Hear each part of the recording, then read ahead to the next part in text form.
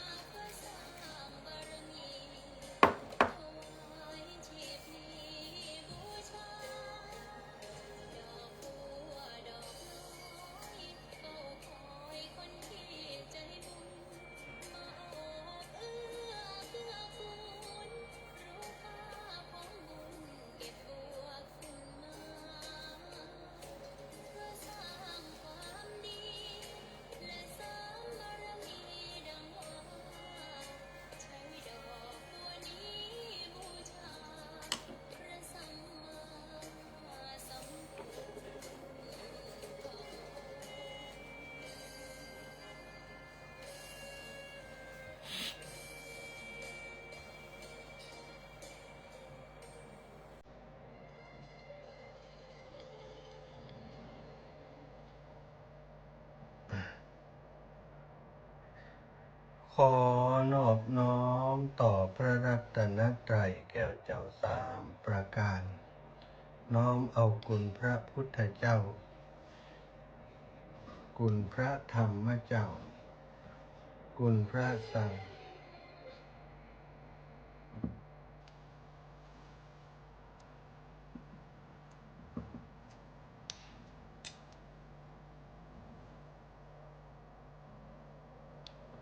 ขอนอบน้อมต่อพระรัตนตรัย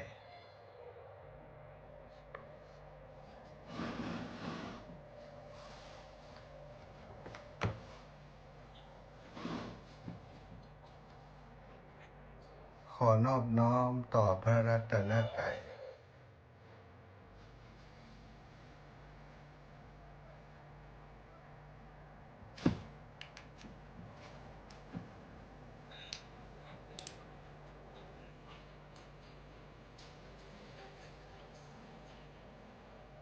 ขอนอบน้อมต่อ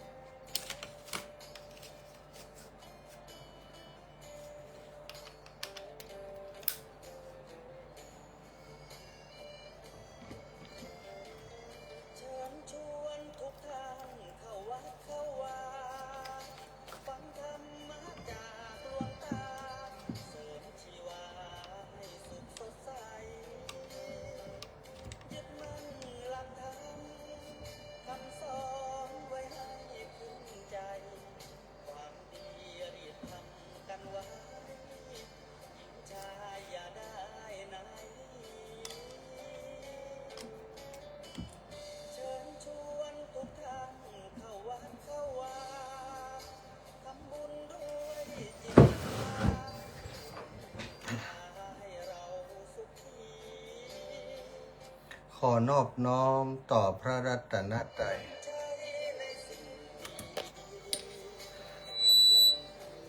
ขอนอบน้อมต่อพระรัตนตรัยขอนอบน้อมต่อพระรัตนตรัย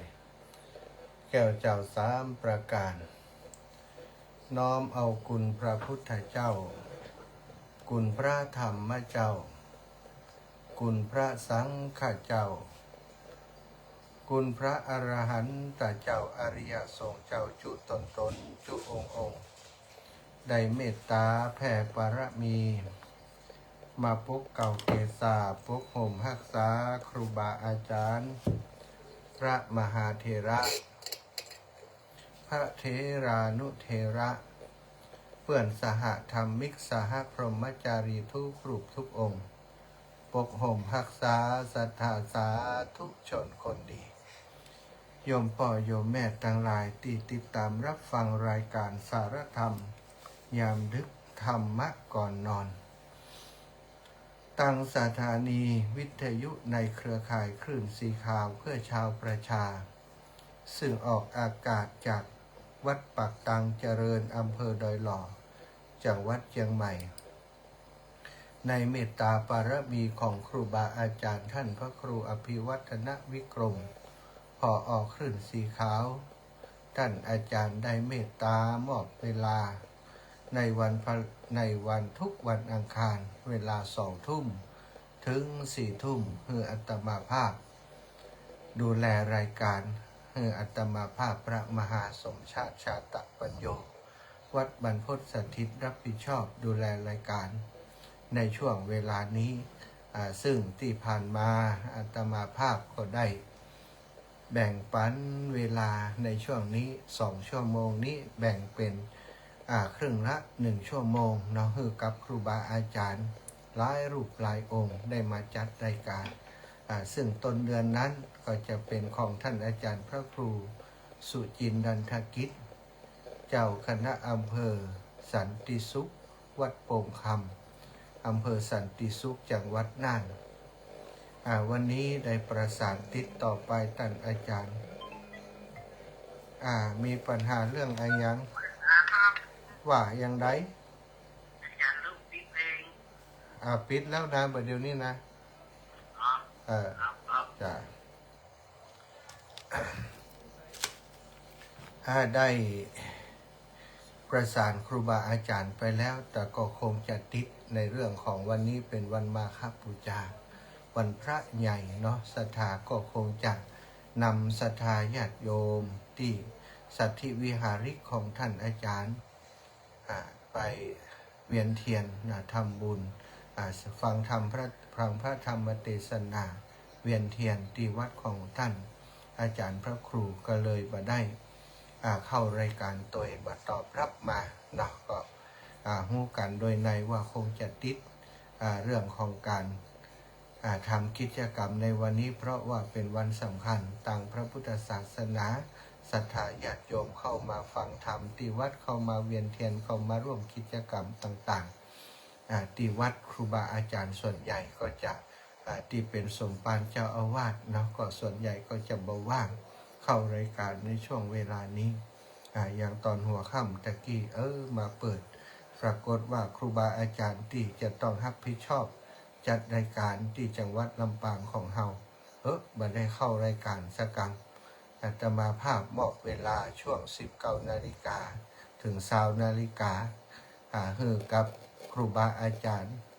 รูปอื่นได้มาจัดรายการโดยแต่ท่านก็มาได้เข้ารายการสักครั้งเข้าไปเช็คพอก็มาได้แจ้งกับช่างเทคนิคก็คงจะมาได้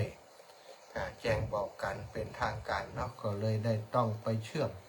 สัญญาณจากทางเชียงใหม่มาออกอากาศในช่วงนั้นวันหลังก็คงจะได้ บอกกล่าวแจ้งให้กันได้รับทราบว่าวันใดที่ครูบาอาจารย์มาได้จัดรายการต้องแจ้งบอกมาทางช่างเทคนิคเนาะเพราะว่าเป็นเวลาที่ตังพระสงฆ์ที่จังหวัดลำปางของเราจะได้ออกอากาศในเวลานี้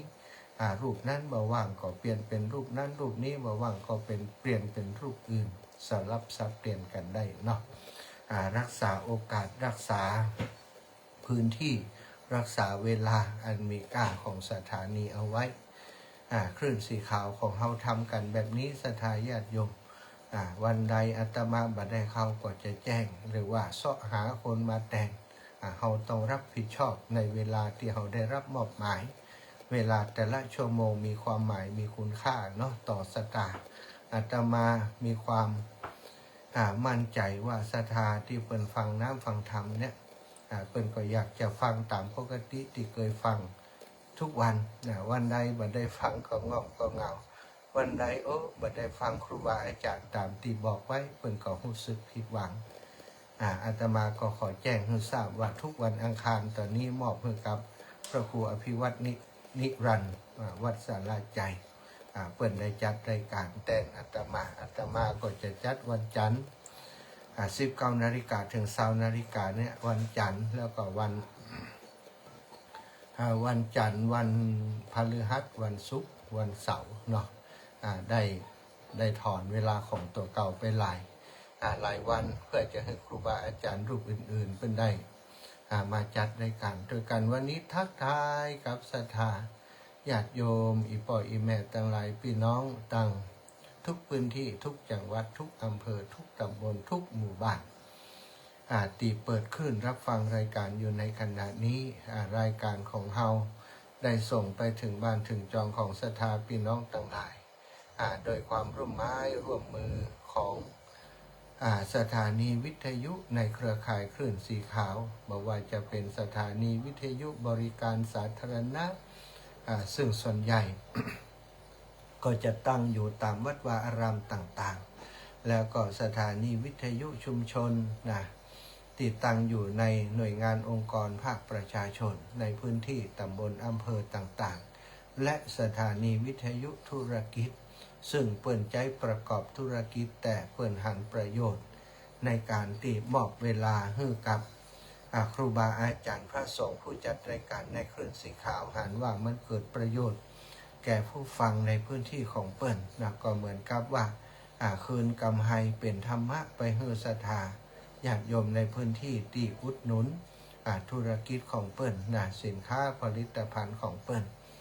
เปิ่นก็เอาธรรมะไปเป็นบรรณาการศรัทธาญาติโยมเวลาที่ออกอากาศแต่ละชั่วโมงมีค่าใช้จ่ายสูงเนาะ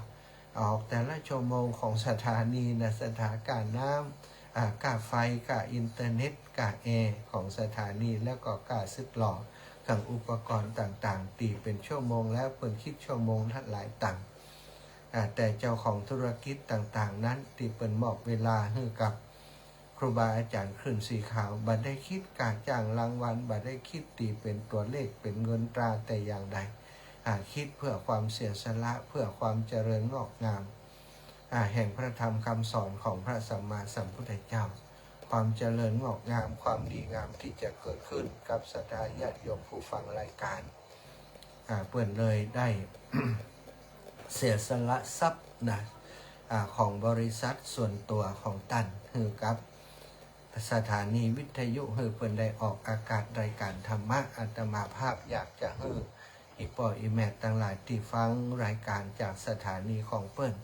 ทุกครั้งที่ได้ฟังก็ขอให้ได้ยกมืออนุโมทนาบุญขอบคุณกับเปิ่นต่างหลายตัวอย่างคนโยมดารุณีนี้10 กว่าสถานีที่มอบให้ท่านอาจารย์พระครูพิวัฒนวิกรมมาบริหารจัดการในแต่ละช่วงเวลาเนาะพี่น้องต่างเมืองแปะเมืองน่านพะเยาเจียงไฮ้ได้ฟังเสียงของครูบาอาจารย์คลื่นสีขาวก็จากสถานีของคุณโยมเปิ้ลอาตมาภาพและครูบาอาจารย์ได้อู้กันเสมอว่าหาคนจิตใจดีงามอย่างอียากเฮาเกิดมาในช่วงที่ได้เจอนักธุรกิจเจอคนใจบุญได้มอบเวลาให้กับครูบาอาจารย์ได้มาจัดรายการธรรมะสถานประโยชน์เกิดขึ้นมากมายทำให้ศรัทธาญาติโยม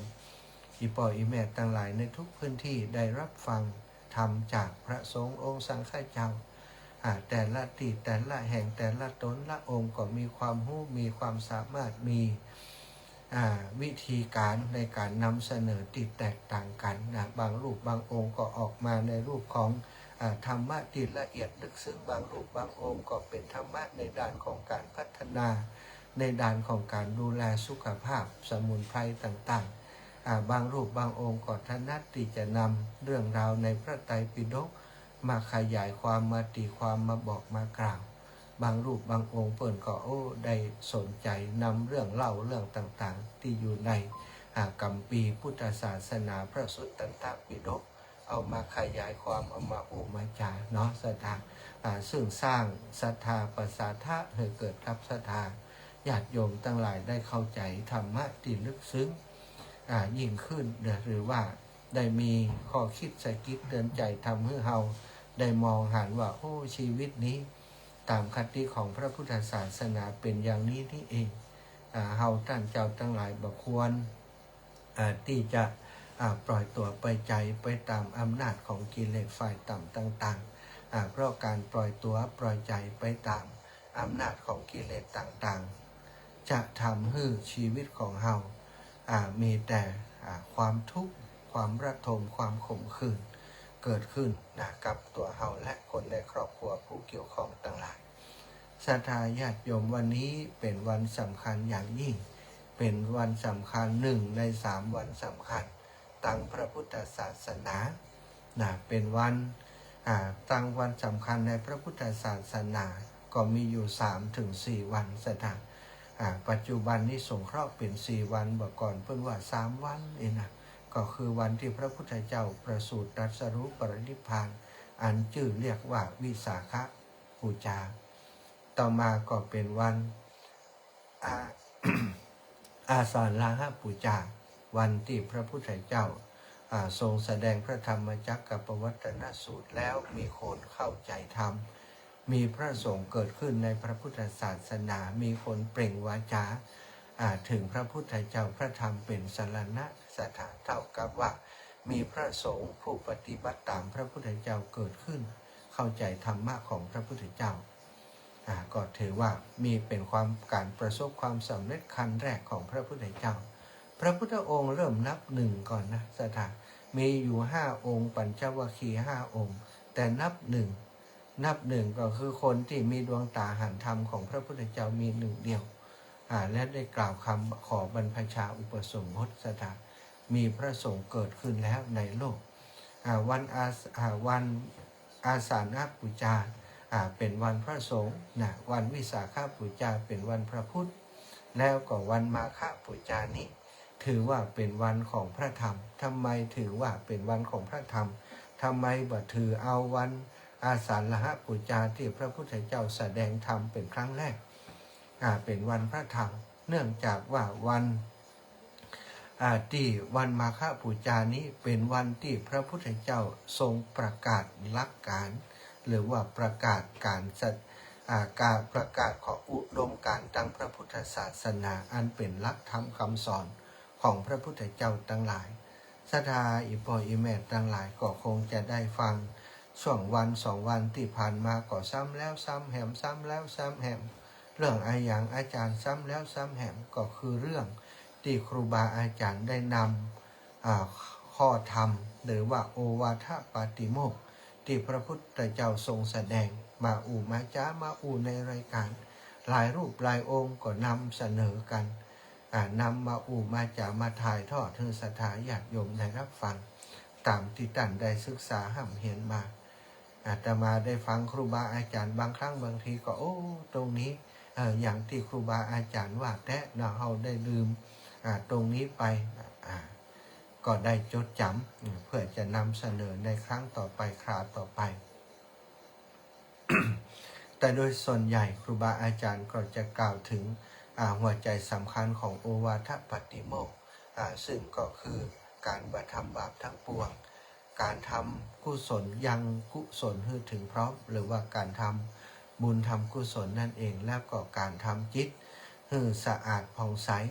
บริสุทธิ์อยู่เป็นผู้มีสติเป็นเครื่องอยู่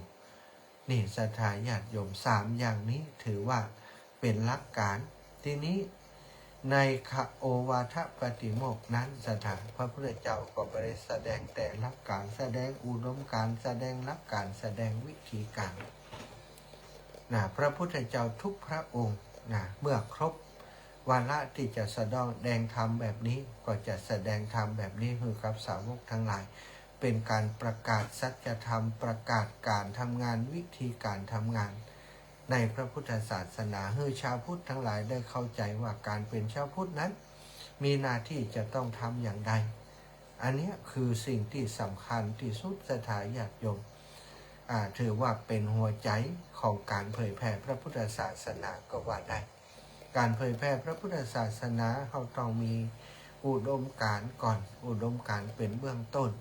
แล้วก็มีหลักการเป็นอย่างนี้แล้วก็มีวิธีการที่จะทำเพื่อหลักการและอุดมการณ์นั้นเป็นไปแบบ เป็นไปแบบมีประสิทธิภาพศรัทธาญาติโยมวันนี้ก็จะในเรื่องของมูเนี้ยมันเกี่ยวกับวันมาฆบูชาให้ได้ประโยชน์เกิดแก่ศรัทธาญาติโยมเป็นบุญเป็นกุศลเป็นอานิสงส์กับศรัทธาอิปอิแม่ทั้งหลายแต่ก่อนที่จะเข้าเรื่องลึกเรื่องราวต่างๆวันนี้มีเวลาจะนั่งด้วยกัน2 ชั่วโมงก็คงจะไปเรื่อยๆไปสบายบัดได้เร่งรัดเร่งเวลาต่อใดกูเตือนนี้ชั่วโมงเดียวบางเตือก็จะต้องเร่งเวลา แม้กระทั่งหับสายโทรศัพท์นี่จะมาแจอยู่หันก็ได้ ปันกันคนน้อยปันกันคนน้อยพยายามแบ่งเวลากันนะวันนี้2 ชั่วโมงก็จะบริหารจัดการเอาผ่อนคลายสบายทักทายกับศรัทธาญาติโยมที่อยู่ทุกพื้นที่ที่บัดได้ไป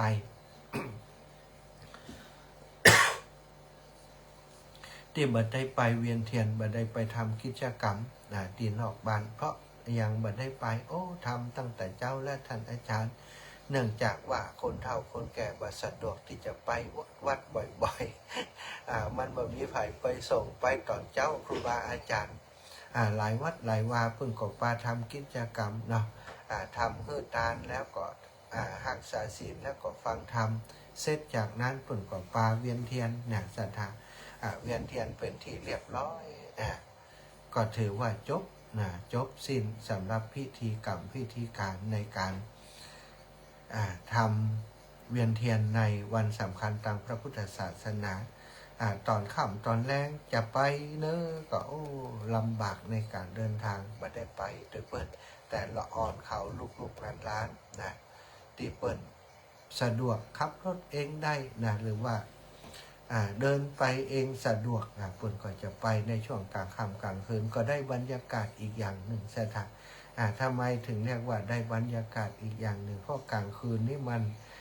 เวลาจุดเทียนจุดอย่างมันหันกันนะสถานเนาะปิดไฟมดจุดเทียนเนี่ยมันงามนะแสงเทียนวับแวบคนอยู่หลายคนนะแล้วก็กล่าวกรรมสรรเสริญพระพุทธเจ้าพระธรรมพระสงฆ์อิติปิโสภะคะวาอะระหังสัมมานะแวดพระวิหารแวดวิหารนะแวดเจดีย์ต่างๆที่เป็นที่สักการะบูชาของคนในหมู่บ้านชุมชนในวัดวาอารามเป่งกรรมไปพร้อมกันนะมันม่วนเนาะสถานไปด้วยกันหลายๆทุกเจ้าก็เป็นองค์นำตนนำปอน้อยปอนานพวกอาจารย์คนเฒ่าคนแก่ก็นำลูกนำหลานเวียนประทักษิณรอบอุโบสถรอบวิหารรอบศาสนสถานที่สำคัญมีพระธาตุมีวิหารมีสิ่งต่างๆที่สำคัญเนาะไปทำไปเวียนเทียนกันอย่างนั้นนะก่อนจะเวียนเทียนบางที่บางแห่งเพิ่นก็ไหว้พระรับศีลทำวัดสวดมนต์เย็นนี่อันนี้ก็เป็นบุญเป็นกุศลเป็นอานิสงส์อย่างยิ่งในการทำในวันมาฆบูชาบางคนนี่ตลอดปีบ่มีเวลาได้เข้าวัดเข้าวาเพราะว่าทำงานมันเหมือนใจวันหยุดแต่ว่าบัดเดียวนี้อ้างบ่ได้นาสถานวันวิสาขบูชาอาสาฬหบูชาแล้วก็วันมาฆบูชานี่เป็นวันหยุดของราชการตัวเปิ่นหยุดเนี่ยถ้าคนที่สนใจธรรมะแต่สนใจ เรื่องราวของวันสำคัญทางพระพุทธศาสนาจริงๆก็จะได้พากันไปไหว้พระสมาทานศีลทำบุญตักบาตรไหว้พระรับศีลปฏิบัติธรรมรักษาอุโบสถศีลก็มีสถานมาค่ำมาแรงก็ปากันไปเวียนเทียนแล้วก็มาฟังธรรมปฏิบัติธรรมสมาธิภาวนาอยู่ที่วัดที่ว่าเงียบสงบสถานนี่ก็เป็นสิ่งที่คนไทยชาวพุทธของเราทั้งหลายควรจะกระทำอย่างยิ่งในวันสำคัญนี้สถานเนาะได้กล่าวได้ได้ละทราบที่มาที่ไปของวันสำคัญตามพระพุทธศาสนาอย่างนี้แล้วสถานพ่ออีแม่ทั้งหลายอย่าได้ละอย่าได้เลยอย่าได้ลืมจะไปสนใจแต่วันสำคัญของศาสนาอื่นของคนอื่นนะศรัทธาญาติโยมเอาไปสนใจวันวาเลนไทน์14 กุมภาพันธ์วันวาเลนไทน์ไปทำเรื่องราวต่างๆนะวันวาเลนไทน์มีถึงข้อดีข้อเสียจริงๆแล้วโดยหลักของเปิ่นก็เป็นดีนะศรัทธาดีอย่างใดเปิ่นทำระลึกถึงนักบุญวาเลนไทน์ที่เปิ่นมีเมตตาต่อเปิ่นมนุษย์โดยกันต่อเปิ่นศาสนิกโดยการดูแลเนี่ยหลายๆอย่างเป็นที่รักของคนทั้งหลายนักบุญวาเลนไทน์เปิ่นฮือระลึกถึงคนดีมีความรักแบบเมตตาแต่คนไปเข้าใจผิดศรัทธาญาติโยมว่าวันวาเลนไทน์นี้เป็นวันแห่งความรักคนเฮาที่ฮักกันนี้จะมอบทอดกายถวายชีวิตไว้ให้กับผู้รักของตน อย่างที่เปิ้นว่าวันวาเลนไทน์นี้เด็กผู้หญิงผู้ชายจะเสียตัวในวันนี้นักที่สุดนี่เข้าใจผิดเปิ้นว่าความฮักที่ประกอบไปโดยเมตตาการุณามุทิตาต่อกันนะที่นักบุญวาเลนไทน์เปิ้นมีว่าได้เป็นความฮักแบบความใคร่ที่คนพยายามจะชักนำไปสู่สิ่งที่บดีหาโอกาสทำในสิ่งที่บดีกันน้องสัทธาส่วนจังพุทธศาสนาวันวาเลนไทน์ของเราก็คือวันที่เกิดขึ้นแห่งพระพุทธเจ้าคือวันวิสาขบูชาพระพุทธเจ้าเป็นตนเมตตาเป็นตัวแทนเป็นสิ่งที่แสดงหันถึงความเมตตาสถานญาติโยมพระพุทธเจ้าทำไมถึงได้แสดงธรรมหรือว่ามาสอนสัตว์โลกทั้งหลายทั้งที่พระองค์บรรลุเป็นพระอรหันต์ไปแล้วบัดต้องไปยุ่งกับไผก็ได้เราสบายแล้วหลุดพ้นแล้วแต่พระองค์บ่เป็นอย่างอันสถานพระองค์นี้ปั่มเปงปารมีมา4 อสงไขยปลายแสนมหากัปศรัทธาเพื่ออายะเพื่อจะนำสัตว์โลกทั้งหลายพ้นจากโอคะสงสารก็คือพ้นจากความทุกข์ที่เวียนว่ายตายเกิดนั่นเองพระองค์พยายามทำทุกอย่างโดยเฉพาะเรื่องการมาประกาศศาสนาอันเป็นคำสอนอันเป็นสิ่งที่พระองค์ได้ค้นพบพระพุทธองค์ได้บอกว่าธรรมะเป็นของพระองค์เพียงแต่พระองค์เป็นคนไปค้นพบสถานเหมือนกับคนหนึ่งไม่ใช่เป็นคนสร้างทองขึ้นมาไม่ใช่เป็นเจ้าของทองอันเป็นทรัพย์สมบัติที่คนถือว่ามีค่ามีราคาเพชรนินจินดาต่างๆก็ตามคนนั้นไม่ได้เป็นเจ้าของสิ่งนี้แต่ว่าเป็นคนที่ได้ไปพบกับสิ่งนี้ได้ไปนำสิ่งนี้มาใช้มาเป็นประโยชน์แล้วก็มาบอกคนทั้งหลายว่าถ้าต้องการสิ่งอันเป็นประโยชน์นี้ก็ทำแบบนี้เดินแบบนี้ไปแบบนี้จะได้พบเหมือนกับที่พระองค์พบนำมาใช้ประโยชน์ได้ศรัทธาอีปล่อยอีแม่ทั้งหลายธรรมะของพระพุทธเจ้าเป็นน้ำอมฤตที่ไผก็ตามได้เอามาประพรมชีวิตได้เอามากินนำมาประพฤติปฏิบัตินั่นเองศรัทธาญาติโยมอย่างที่หลวงปู่ทุกเช้าได้ฟังธรรมะจากหลวงปู่น้ำทำล้างใจน้ำใสล้างหน้าศรัทธาน้ำธรรมก็คือคำสอนต่างๆเอามาล้างใจอย่างไรก็คือเอามาปฏิบัติชำระจิตใจของเฮาจิตใจของเฮามันมีแต่สิ่งที่พร้อมที่จะเกิดความหมองมัวต่างๆมัวหมองด้วยอายักมัวหมองด้วยกิเลสต่างๆกิเลสมี108,900 ประการที่มันสะสมอยู่ในอนุสัยสันดานในจิตในใจของเฮา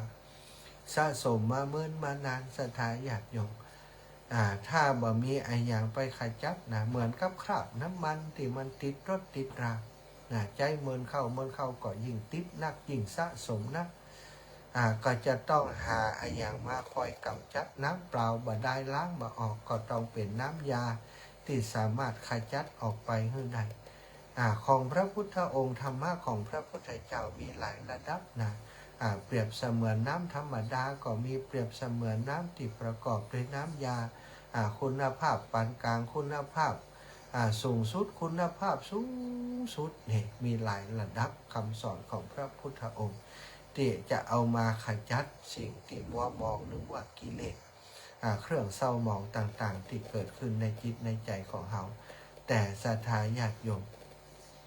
ทุกอย่างในคำสอนของพระพุทธเจ้าต้องเริ่มจากคำว่าอุดมการณ์ก่อนต้องมีอุดมการณ์ในการใช้ชีวิตต้องมีอุดมการณ์นั้นตั้งพระพุทธศาสนาที่พระพุทธองค์ทรงแสดงในโอวาทปาติโมกข์เรื่องแรกเรื่องที่หนึ่งการที่คนเขาจะไปสู่เป้าหมายของชีวิตที่ดีในทุกๆด้านเรื่องแรกที่จะต้องฝึกฝนอบรมทำให้เกิดมีขึ้นให้ได้นั่นก็คือความอดทนเพราะว่าความอดทนนี้เป็นสิ่งที่สามารถมาแผดเผากิเลสต่างๆที่มีอยู่ในตนในตัวในจิตในใจของเรา คือบรรเทาเบาบางหรือว่าขจัดคือออกไปได้ศรัทธาญาติโยมนอกจากเรื่องของความอดทนแล้วอุดมการณ์ข้อที่สองทางพระพุทธศาสนาก็คือการที่บ่เบียดเบียนซึ่งกันและกันบ่เบียดเบียนนี้สำคัญสถานตอนนี้โลกเฮาที่วุ่นวายอยู่อีป่ออีแม่ทั้งหลายได้ยินข่าวสารต่างๆที่เกิดขึ้นในขณะนี้ก็สลดหดหูใจจากประเทศยักษ์ใหญ่หลายๆประเทศระดมสภาวุธต่างๆเข้ามาห้ำหันทำลายล้างซึ่งกันและกันเอากันถึงชีวิตเอากันถึงความเสียหายทางเศรษฐกิจทรัพย์สินต่างๆเกิดขึ้นหลายคนคิดว่าโอ้สงครามอยู่ตะวันออกกลางพุ่นไก่บ้านเฮาอีป่ออีแม่ทั้งหลายไก่หรือใกล้ผลกระทบเกิดขึ้นถึงนั้นวันนี้กายปั๊มน้ำมันแต่ละแห่งสถานญาติโยมปัดโตนึกว่ามันรถติดอะไรอย่างเป็นว่ารถเข้าไปรอกันเติมน้ำมันเข้าไปตีอยู่ตามข้างถนนจอดรอเลี้ยงคิวเข้าคิวกันเข้าไปเติมน้ำมันทำไมถึงเลิกติดเติมน้ำมันวันนี้ก็เพราะว่าผลจากสงครามทำให้น้ำมันพุ่งกระฉูดหรือว่าแปลงขึ้นศรัทธาญาติโยมทั้งหลายได้หันภาพสิ่งต่างๆเหล่านี้ศรัทธาลองขึ้นพอเปิดพบกันตึงตั้งต่างประเทศนั้นสิ่งที่กระทบกับเราคือเรื่องของน้ำมันน้ำมันแพงขึ้นทันทีทันใดเปิดอ้างไอ้ยังว่าหูกับเปิดเฉพาะหลักศรัทธาเรื่องการขนส่งมีปัญหาความต้องการมีนักสินค้ามีน้อยตอนนี้คลังน้ำมันถูกระดมถล่มต่างๆเป็นปัญหานี้ศรัทธาญาติโยมทั้งหลายเรามองดีๆว่ามันมีผลกระทบกับว่ามีผลกระทบความเบียดเบียนการเบียดเบียนกันการเบียดเบียนกันนี่คนสองคนเบียดเบียนกันทะเลาะเบาแว้งกันข่มเหงขั้นเองร้ายกันปัญหาเกิดขึ้นไม่ใช่แค่สองคนคนที่จะเดือดร้อนคือคนรอบข้างทั้งหมดที่รอบอยู่ตีไกลก็เจอนักน้อยตีไกลออกไปก็เจอห่างออกไปเจอเบาไปน้อยแล้วก็เบาไปแต่ความขัดแย้งการเบียดเบียนทั้งหลายนั้นสถานถ้ายิ่งขยายวงกว้างออกไปขยายวงกว้างออกไปสุดท้ายมันจะกลายเป็นสงครามอย่างที่เฮาหันนี่อีพ่ออีแม่ทั้งหลายความขัดแย้งหรือว่าการเบียดเบียนเกิดขึ้นจากการที่คนอันที่เป็นผู้นำมีความทิฏฐิมานะมีความถือตัวหรือบางทีก็เบียดเบียนกันเบียดบังกันเพื่อจะเอาประโยชน์จากประเทศนั้นๆสนามรบตอนนี้ศรัทธาญาติโยมที่ตะวันออกกลางเป็นดินแดนแห่งน้ำมันบ่อน้ำมันดิบอยู่ในพื้นที่เยอะมีการช่วงชิงกันเพื่อจะเป็นเจ้าของน้ำมันเจ้าของน้ำมันใครมีน้ำมันในครอบครองนั่นก็ถือว่า เหมือนกับได้ครอบครองโลกนั่นเองประเทศที่อยู่ในภาวะสงครามได้รับความเดือดร้อนประชาชนอยู่บ่ม่วนสถานรับบ่ม่วนสักคืนตอนนี้ยิงปืนถล่มกันไปถล่มกันมาลงตุ้มหนึ่งไม่ใช่คนสองคนอีป่ออีแม่ตั้งหลายคนที่จะต้องเสียชีวิตไปนับเป็นลักพันลักหมื่นเขาจะหันว่าการเบียดเบียนกันนั้นเป็นสิ่งที่แย่จังเลยแย่เป็นสิ่งที่บดีฉะนั้นอุดมการณ์ทางพระพุทธศาสนาข้อที่สองก็คือการบ่เบียดเบียนการบ่เบียดเบียนคนบ่เบียดเบียนกันก็คือคนฮักกันคนให้อภัยกันคนช่วยเหลือเพื่อกูลคนดูแลซึ่งกันและกันอันนี้สังคมของชาวพุทธของเราเป็นแบบนี้สถานแล้วก็อุดมการณ์ข้อต่อมาเมื่อเขาบ่เบียดเบียนซึ่งกันและกันก็สิ่งที่สำคัญเราจะต้องปฏิบัติเพื่อไปสู่ความสงบความสงบเป็นสิ่งที่ทุกคนใฝ่หาทุกคนปรารถนาบ่มีไผจะต้องการความเดือดร้อนความวุ่นวายความบ่มีไผต้องการถูกลังแกสถานต้องการอยู่อย่างสงบในพื้นที่ของเฮาบ่รบกวนผู้อื่นเฮาบ่ลังแกผู้อื่นเฮามีเมตตาความสงบก็จะเกิดขึ้นกับเฮาแล้วอุดมการณ์อีกอย่างหนึ่งนิพพานังปรมังสุขัง นิพพานเป็นความสุขอย่างยิ่งพระพุทธเจ้าทุกพระองค์กล่าวว่านิพพานเป็นยอดแห่งความสุขทำไมถึงกล่าวอย่างนั้นก็ว่าเพราะว่านิพพานนี้เป็นที่ดับไปแห่งกิเลสที่เกิดขึ้นในจิตในใจคนนี่ศรัทธาญาติโยมอุดมการณ์เป็นสิ่งที่สำคัญอุดมการณ์คนมีอุดมการณ์คนมีอุดมการณ์อุดมการณ์อย่างใดถือว่าเป็นอุดมการณ์ที่ดีเล่ามาดูอุดมการณ์ทางพระพุทธศาสนาทั้ง3-4อย่างนี้ศรัทธาความอดทนความอดทนอุดมการณ์ความอดทนเป็นสิ่งที่เป็นเครื่องมือสำคัญที่สุดในการแผดเผากิเลสเราต้องมีความอดทนเป็นอุดมการณ์และถ้าบ่มีความอดทนความสำเร็จบ่เกิดขึ้นทุกระดับเลยศรัทธาเมื่อมีความอดทนแล้วสิ่งที่จะต้องมีต่อคือการบ่เบียดเบียนมุ่งร้ายปองร้ายต่อผู้อื่นและตนเองบ่เบียดเบียนตนเองบ่ทำให้ตนเองเดือดร้อนศรัทธาแล้วก็มุ่งเน้นในเรื่องความสงบสงบในที่นี้ก็คือการที่บ่ต้องไปวุ่นวายกับโลกกับสังคมไปเบียดเบียนคนอื่นไปทะเลาะเบาะแว้งไปทำให้คนอื่นเดือดร้อนเป็นผู้ที่มีความสงบเรียกว่าถ้าภาษาพระก็สมณะผู้อยู่ในความสงบแล้วสุดท้ายเมื่อสงบแล้วเป้าหมายต่อก็คือการที่ปฏิบัติคัดเกลาจิตใจให้ไปสู่นิพพานทีนี้เมื่อมีอุดมการณ์แล้วหลักการก็ต้องมีตามมาพระพุทธองค์ทรงประกาศอุดมการณ์ของพระพุทธศาสนาก่อนจากนั้นก็ประกาศหลักการเป็นอย่างใดเดี๋ยวจะอู้กันในชั่วโมงที่2เนาะตอนนี้เพื่อจะพักเบรกไปในตัวต้ยเพื่อจะสอบถามรับฟังเสียงจากทางบ้านทางจอเสียงชัดเจนดีก่อนตะกี้เข้ามาแหลกๆมีปัญหาเรื่องไม้มันบ่ออกพอไปพอมาโอ้เป็นอย่างไรหูไม้ตึงบ่ออกศรัทธาก็แค่ไขเปลี่ยนไม้บอกหูไม้ตัวนี้จะดีก็บ่ดีถ้ามันดีศรัทธาญาติโยมก็โอ้ดีเจ้าได้ยินชัดดีหรือว่ามันดังออดแอดขอดแคดศรัทธาก็บอกอาตมาจิตเนาะ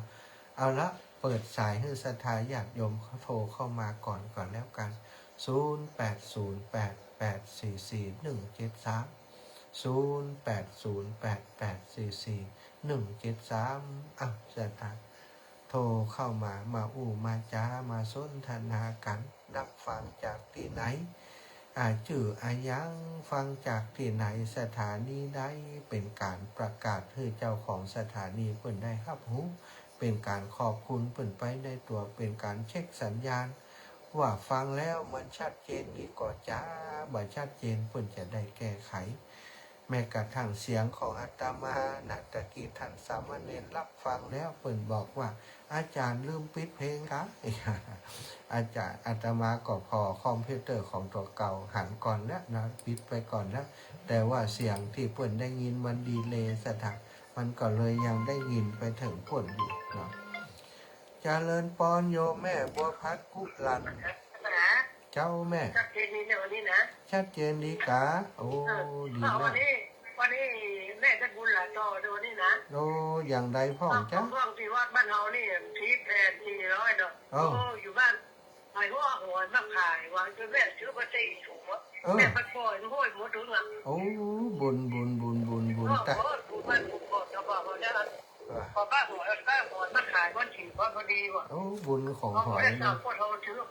โอ้บุญของหอยเจ้าแม่ได้บุญส่งโต3โตวันนี้เดี๋ยวนี้วันเจ้านี่ไปวัดนะถ้าอะไรนี่ไปวัดมาลูกมันเรียนกับวันเรียนกับเจ้าได้โอ้เท่าแก่แล้วไปยิดตัวนะยิดตัวแล้วก็ไอ้ตัวมาแกนเอี้ยวกับกระโปรงลงเนี่ยไม่ได้ไปจะเพิ่งจะกลับวันเนี้ยเจ้าเอ็มแม่เรียกเจ้าขอบคุณแม่เนอร์ละลึกถึงเสมอเจ้าละลึกถึงกันเสมอเจ้าโยมแม่เจริญพรพี่น้องแม่แจมวัดถูกป้ากันก็นี่แม่พองพันโอ้คือเชิงหาคนปลายกันละเจ้าไม่ได้ปลายเจ้าโอ้เฮาก็ว่าจะป้าอีแม่แล้วท่านอาจารย์เพิ่นนั่นเรียกว่าชวนอีแม่ไปตัวมันได้ชวนไปกะไม่ได้ชวนจ้ะเพราะว่าเพิ่นไปตู้เดียวโอ้ไปตู้เดียวนะ ลำปางไป4 ตู้ก่อนลูก4-5 ตู้กันกันเดี๋ยวนี้ลำปางไป ไม่ หลาย เจ็บนี่วันมันทำนี่ไปดูนึงแล้ว โอ้ วัดกระแดกไป โอ้ไปกันหลายกันเนาะถึงอำเภ เจ้า อ ไปพูดวัดนี่ไป2 รถคิว 2 รถอีหลังเจ้า เจ้าเองแม่มีเสียง ไหว้ ออด ศา ออ ล ดแอ เจ้า ดแอด ไหว้ศาลเจ้า สาธุ แต่ เจ้า ที่ไปห้องเปิ้นทองท่าอูประหมดเลยเจ้า โอ้เจ้า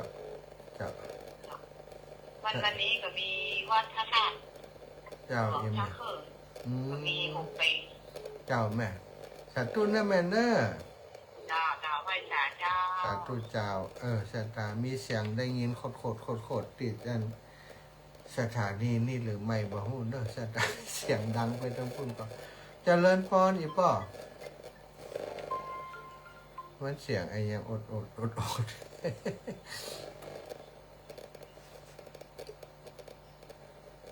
จริญพรแม่ไร เจ้าไหว้ศาลทหารเพื่อเป็นฟังสร้างไม่ได้ก่อน ได้กะตัวสร้างไม่ได้ทหารโดนจับนี่ก็แบบโดนจับที่จับแล้วไม่เลิก เจ้า แม่มันหลายที่หลายสร้าง โอ้ยแม่ทำบุญอย่างอันน่ะ10-100 ปันสำคัญที่ใจเขาได้ทำนะ เจ้าหน้าการเอาบุญแล้วแบบดีใจเนาะ เจ้าอีแม่ ชัดเจนในเนื้อแม่ ชัดเจนดีแหละ ทำงานเนี่ยอาจารย์ โอ้ดีเจ้าเขาได้ยินเสียงนี่ตอนอย่ามูเขากว่ามันออกไปทั้งพูดเจริญพรแม่เพนนะลำพูน อาจารย์เจ้าไหว้ศาล เจ้าแม่ พวกอาจารย์ไปดอยถนนหยา ใช่กะจะไปด้วยกะ ไม่ได้ไปเจ้าเพราะว่ามันไปขายของอาหารเจดีของวานลำพูนต้องไปจุยมันนะเจ้า โอ้เจ้าอีแม่ไว้โอกาสหน้าเนาะ เราถ้าเป็นวันเสาร์วันศิลป์ก็โอเคอยู่ อ๋อโอเคนี่แปลว่าน้ำป่ากะ เจ้า จะทูตนะแม่เด้อเจ้าเจ้า บุญฮักษาแม่เพนนะลำพูนแม่ขวัญดาวแม่ขวัญดาวปิดไปเสร็จแล้วแม่ขวัญดาวปิดไปเสร็จแล้วไม่เป็นไรตอนนี้ยังมีเวลาอีกประมาณสัก2-3 สายเนอะอีปออีแม่ตั้งหลายเนาะก็จะฮับอีก2-3 สายก็ขออนุญาตพักเข้าให้ศรัทธาญาติโยมได้ฟังเพลงธรรมะอีกสัก2-3 เพลงมันมีเสียงเหมือนกับคลื่นสัญญาณเข้าตืดอยู่ตั้งใดเดี๋ยวจะได้เปลี่ยนไมค์เนาะรู้สึกว่ากว่าจะเป็นเรื่องของไมค์เจริญพรคุณแม่เยาวลักษณ์พี่น้องราชพัฒน์ นอกจากเสียงของสถานีมันดังอดอัดอ่ะ น่าเขาก็สงสัยว่าจะเป็นไมค์หรือไม่เดี๋ยวจะจัดการก่อน ฟังเสียงอาจารย์มีเสียงอยู่แต่ว่ามันอัดนะได้ยินเขาว่ามันจะออกพุ่นกว่าใจนะเจ้าสาธุแม่เดี๋ยวจะแก้ไขจ้า เป็นกำลังใจนะจ๊ะ เจ้าแม่เจริญพรแม่ปราณีเมืองมาพี่น้องนาแก้วตะวันตก ฮัลโหล อาเล เจ้าคุณมันเป็นเจ้า เจริญพรเจ้า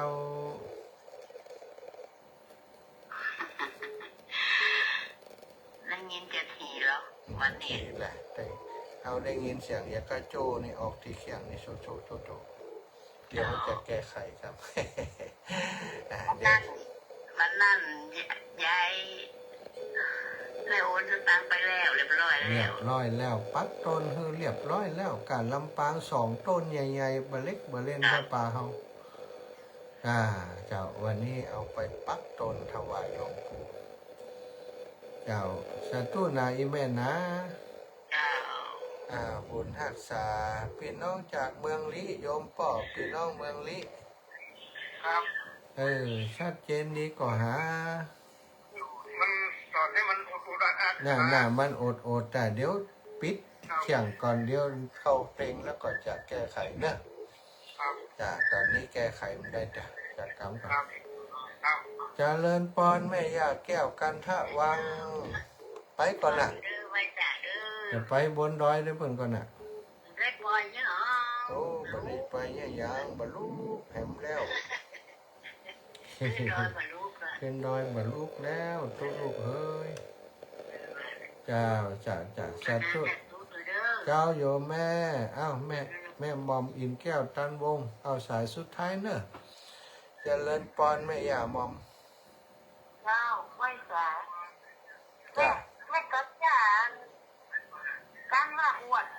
มันมาดังชาติอ่ะ อืม ยังเขารู้ทันนะ ไอ้น่าจะเป็นไม้เดี๋ยวเขาจะเปลี่ยนไม้ก่อนนี่แม่ขอสตังค์ซื้อไม้ใหม่แล้ว สาธุเนอะยาเนอะบุญรักษายานะ เจ้า อ้าว ไม่สา บุญรักษาศรัทธาท่านอื่นก็พักก่อนเนอะอาตมาจะแก้ไขเรื่องไม้สกรรมแล้วก็เดี๋ยวมาพบปะกันเนาะวันนี้เอาเข้าวัดยามเป็นดีกว่าเข้าวัดยามตายเนอะตายแล้วเข้าไปบ่ได้ประโยชน์หยังอีปออีแม่ทั้งหลาย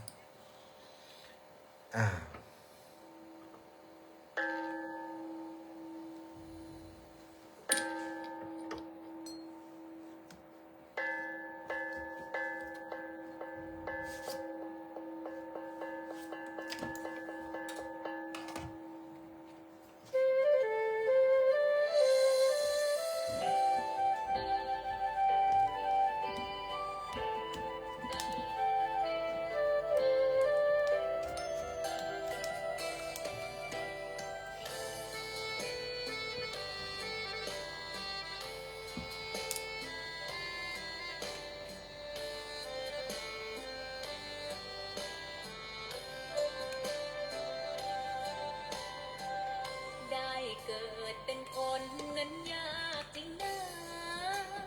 เพราะพุทธศาสนายิ่งแสนยากเย็น ทดสอบ2-3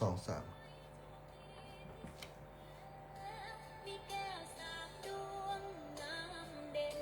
มีวัดซึ่งเป็นนาบุญยิ่งใหญ่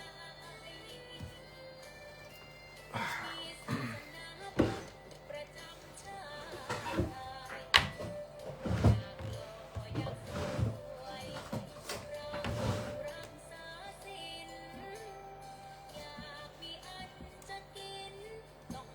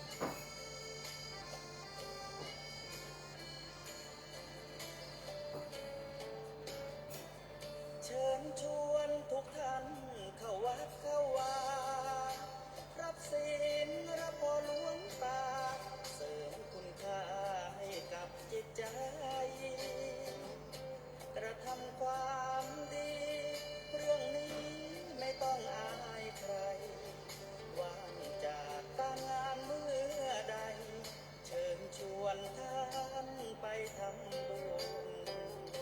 กระทำความดีเรื่องนี้ไม่ต้องอายใครฝากเพลงเชิญชวนจริงใจอย่าอายเรื่องการทำบุญ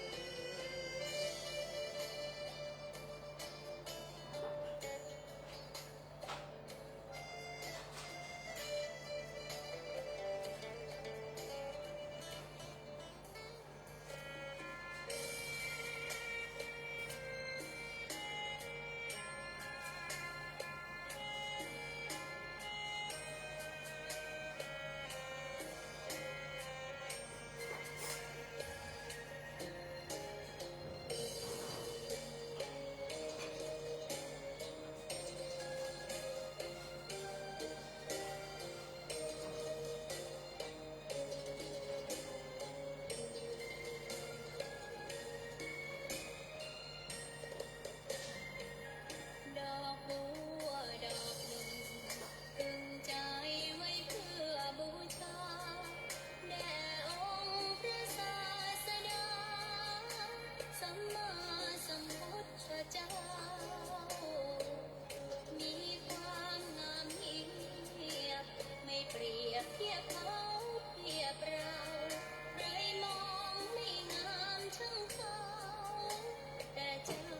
ก็คือดอกบัวด้วยความสัตย์ซื่อ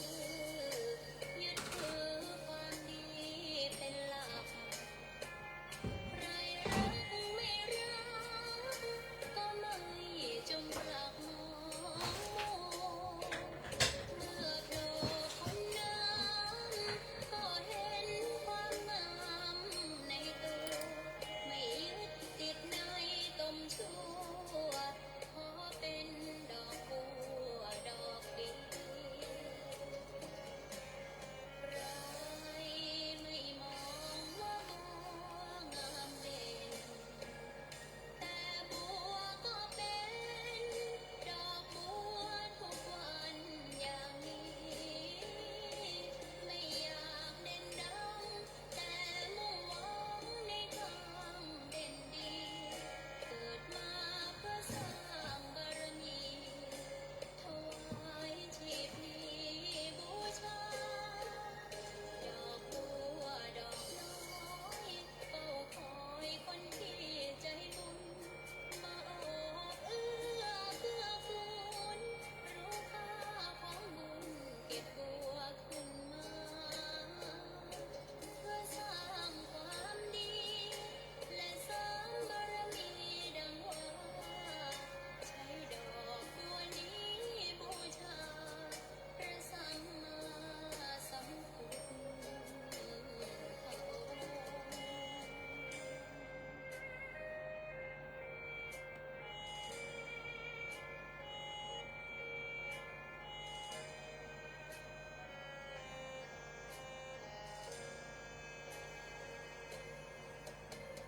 ใครไม่มองว่าบัวงามเด่น แต่บัวก็เป็นดอกบัวทุกวันอย่างนี้ไม่อยากเด่นดังแต่มุ่งหวังในทางเด่นดีเกิดมาเพื่อสร้างบารมีถวายชีพนี้บูชา ดอกบัวดอกน้อยเฝ้าคอยคนที่ใจบุญมาโอบเอื้อเกื้อกูลรู้ค่าของบุญเก็บบัวขึ้นมาเพื่อสร้างความดีและสร้างบารมีดังว่าใช้ดอกบัวนี้บูชาพระสัมมาสัมพุทธ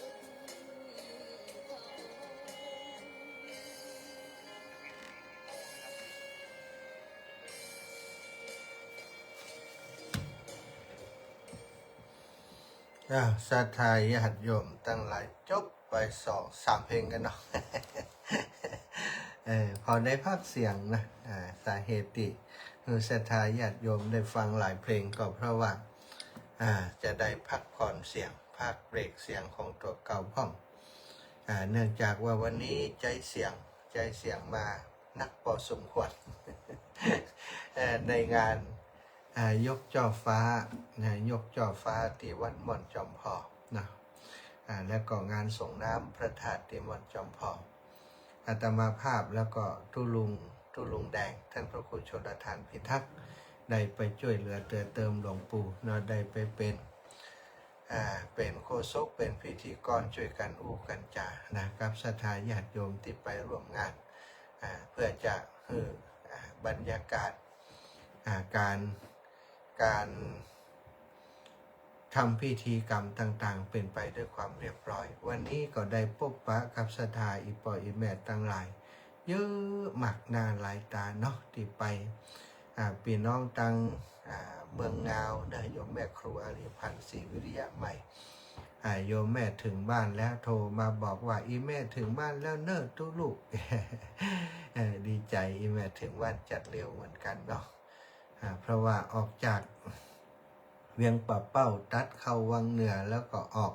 พะเยาสดไปงามปอไก่สถานใกล้กว่ามาลำปางโดยซ้ำไปเนาะโยมแม่ครูอารีพันธ์ศรีวิริยะใหม่ก็เป็นนับถือกันเป็นแม่เป็นลูกนะเพราะโยมแม่ก็เป็นห่วงโถลูกถึงในยังใดนะวันนี้ไปปากกันแม่ย่าเล็กปวลีอินสุวรรณก็ขอบคุณในนามของครูบาอาจารย์หลวงปู่ก็ฝากขอบคุณมาเนอแม่ย่าเล็กปวลีอินสุวรรณพร้อมกับทีมงานศรัทธาญาติโยมต่างลำปางหลายคนหลายท่านแม่บัวเย็นจันทบพร้อมคณะแม่สวัสดิ์ป่อแสงแก้วพี่น้องบรรลุพร้อมคณะแม่เสียวงชุมพันธ์นะน้องนงรักชัยชนะนะจากบ้านนากวางนาฟานแม่อยากแก้วนะแม่อยากแก้วบ้านนากวางนากวางนาฟานไป1 คันรถตู้บ้านลุกนะนี่ลักไปเนะอาตมาบทราบมาก่อนเลย1 คันรถตู้เหมือนกันอันนี้วัยรุ่นทั้งนั้นนะดีใจที่หานี่ปล่อยแม่70-80ยังไปแอวด้วยกันได้อยู่ไปทำบุญด้วยกันได้อยู่อาตมาดีใจเนอะพี่น้องบรรลุกนี่คนเท่าแม่ยิ่งคนเท่าปล่อยใจเก่งกันต้องขอบคุณนี่ปล่อยแม่เป็นอย่างสูงถ้าว่าใบอิดแล้วก็ฟังรายการอยู่ขอให้ได้หูวัดตัวลูกขอบคุณที่แม่เป็นอย่างยิ่งเนอะที่แม่บัวเย็นจันทบนะแม่น้อยอินยาสีแม่วันนี้เครือคำหล่อต่างบ้านปงไต้นะบ้านปงไต้บ้านจูดไต้บ้านปงเหนือนะแม่บัวครีทับโปแม่บัวเรียวชัยพุทธแม่บัวลอยปงเทพแล้วก็อีกหลายๆแม่ไปด้วยกันวันนี้เป็นน้องบ้านโถกหัวช้างนะโปรดตาปิ๋ววันนี้เป็นวันหยุดบ่ได้ไปส่งละอ่อนนักเรียนก็เอารถตู้ไปโดยบริการเป็นน้องโถกหัวช้างเป็นน้องหัวทุ่งได้ไปด้วยกันแม่ยายแก้วปีพันนี้นะหลายคนหลายท่านเนาะไปด้วยกันวันนี้ขอขอบคุณเนอะจัตตาตังลำปางแล้วก็ดีใจที่สถาพี่น้องตังเมืองฝางก็มากันหลายคณะ30-40 กว่าชีวิตนมแม่จงดีพ่อหมออินทร์ชุนยมกนกพิชัยนานและอีกหลายท่านเนาะจากเมืองฝางไปปะกันปุ้นนะแล้วก็พี่น้องตังเชียงใหม่ดอยสะเก็ดสันกำแพงในตัวเมืองเชียงใหม่หลายคณะไปกันวันนี้ม่อนจอมพอนะปกติก็ที่จอดรถปะเลิกปะเตอกว้างขวางนะสถานวันนี้นี่ครับแคบไปถนัดตา เตรียมเก้าอี้เป็นพันชุดบปอหนังสถายปล่อยแม่ตั้งหลายนะในบริเวณข้างวิหารหลวงนะที่ยกจอฟ้าเต็มนะไฟลุกไปก็เสียเก้าอี้ ปุ้นโรงทานก็อยู่กันเต็มนะอยู่กันตามปื้นต้นไม้ผ่องหน้ากุฏิหลายๆจุดหลายๆที่ไปหันแล้ววันนี้หลวงปู่ว่า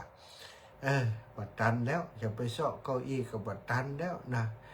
เอาอยู่กันไปตามนี้ลำบากต่อใดได้บุญนักต่ออัน ลำบากต่อใดได้บุญนักต่ออันก็คงเป็นการฝึกจิตใจไปโดยฝึกความอดทนไปโดยเนาะแม่ถนอมน้ำวงก็ไปด้วยกันนี่มาก็ยังฟังวิทยุอยู่ยังดูไลฟ์สดอยู่เนี่ยแม่ถนอมน้ำวงนะแล้วก็โดยเฉพาะพื้นที่เนาะพื้นที่เวียงป่าเป้า ลูกศิษย์ลูกหาพี่น้องเวียงป่าเป่านี้เกือบจะทุกหมู่บ้านเกือบจะทุกชุมชน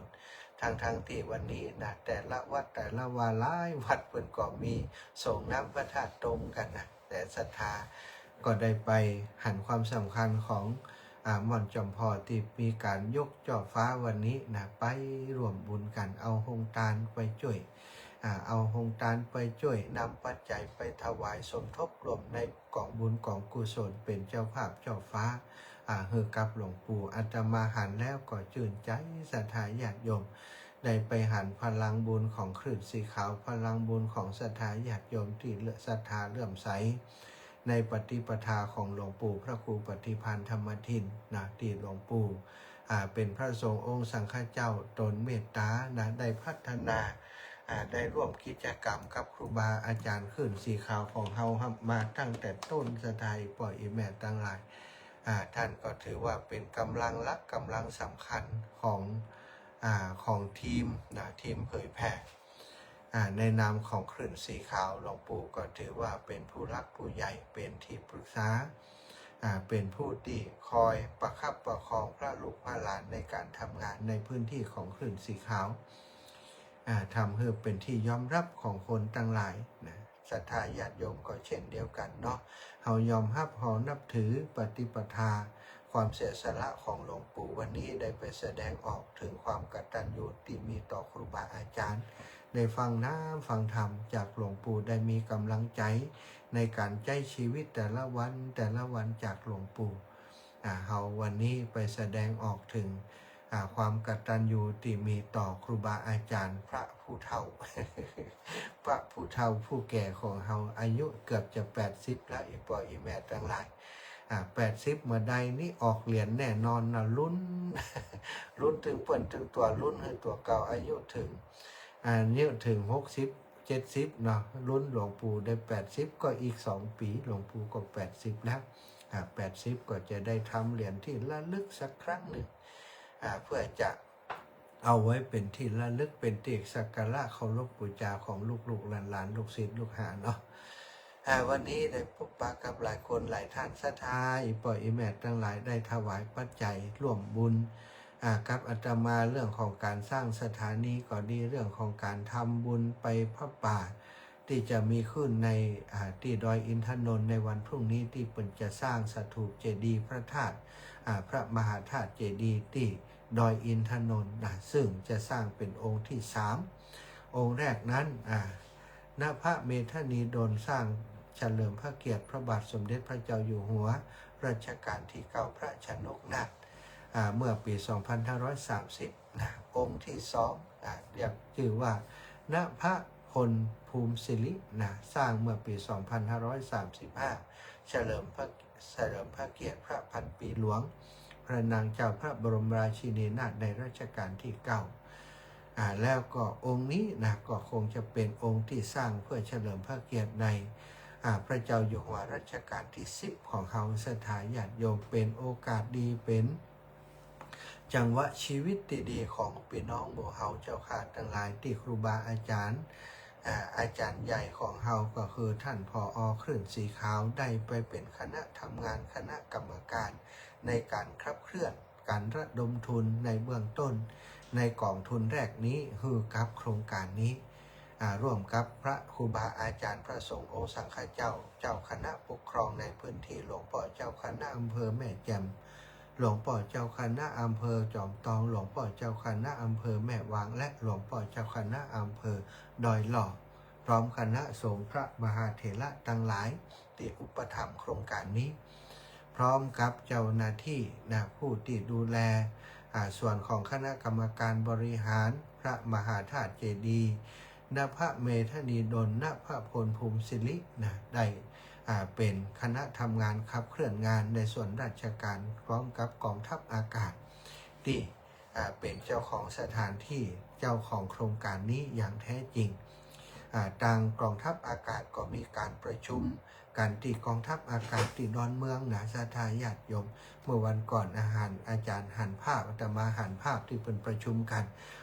งานวันพรุ่งนี้คงจะคึกคักอย่างที่บอกว่าจะบอกอย่างไรเนาะ อยากจะไปหันบรรยากาศวันพรุ่งนี้เต็มทีแล้ววันนี้หลังจากจัดรายการแล้วขอนอนรับสบายตื่นเจ้าตีห้า จะได้เตรียมตัวไปได้พบปะกับสถานพี่น้องตี ดอยอินทนนท์นะอาตมาไป2 อย่างด้วยกันเรื่องอย่างที่1เรื่องที่1เป็นตัวแทนครอบครัวขึ้นสีขาวครูบาอาจารย์ที่บัได้ไปนำพระป่ากองบุญของกุศลไปสมทบรวมบุญกับคณะสงฆ์4 อำเภอแล้วก็ได้นำโรงทานไปในนามของคลื่นสีขาวเพื่อชาวประชา ไปออกโรงทานเป็นตัวแทนครูบาอาจารย์สถานญาติโยมครั้งนี้จะไปในนามของคลื่นสีขาวเพื่อชาวประชาทั้งหมด8 จังหวัดภาคเหนือโดยนำก๋วยเตี๋ยวไปออกโรงทานในคราวครั้งนี้จะมีหูปครูบาอาจารย์คลื่นสีขาวขึ้นป้ายหืดศรัทธาญาติโยมติดไปในงานไดหันโอ้ไผ่ไข่หันหลวงปู่ดอยรูปใดหลวงปู่ท่านพระครูสุจิตานุรักษ์รูปใดก็จะได้หันกันในพรุ่งนี้เนอะศรัทธาญาติโยมอีปออีแวดตั้งหลายอาตมานำลงทานก๋วยเตี๋ยวไปนะกับประมาณว่า 1,000 ชุดหรือว่าเกินกว่านั้นนะศรัทธาก่อนแล้วแต่ว่าละอ่อนคนที่ทำก๋วยเตี๋ยวจะสู้ได้ประมาณใดเนาะแต่ว่าเตรียมท็อปทีมไปเลยเนอะทีมที่จะนำไปเกือบ10 ชีวิตจะไปช่วยกัน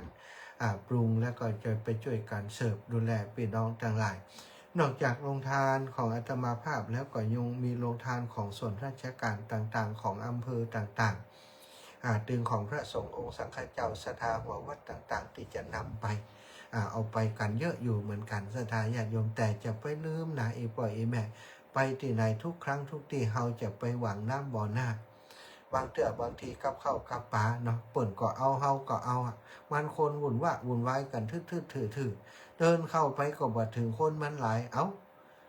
จกพอห่อข้าวของตัวเก่าเสี่ยวข้าวเหนียวมีดีแล้วนี่กินปิ้งก็มี น้ำพริกก็มีน้ำพักก็มีพักนึ่งก็มีไปกว่ามีอย่างเช่นทักหนังในก็จดท่านเขาเนาะลูกทุ่งถ้าเขาห่อไปอย่างอีนี่ปลอดภัยเนอะปลอดภัยอย่าไปห่อไปคนเดียวนะห่อไปก็สัก3-4 ห่อปั่นเปลี่ยนด้วยอยู่ด้วยกันโอ้อีแม่น้องก็ลืมเอามาห่อไปเข้าไปหั่นก็มันเข้าปัดติดเข้าปัดท้องเขาเดี๋ยวปุ่นละชกรรมอีแม่เอามานี่หลายห่อปั่นกันอีล่าอีกนะหรือว่าอีน้องก็มีอีแม่น้ำพริกอีน้องน้ำปลาน้ำพัก อีน้องปิ้งปลาอีแม่ปิ้งจิ้นปั่นกันนะเตะใส่กันโซกกันสู้กันกินด้วยกันมันจะม่วนนะศรัทธาญาติโยมดาติถ้ามันหวังคนมัน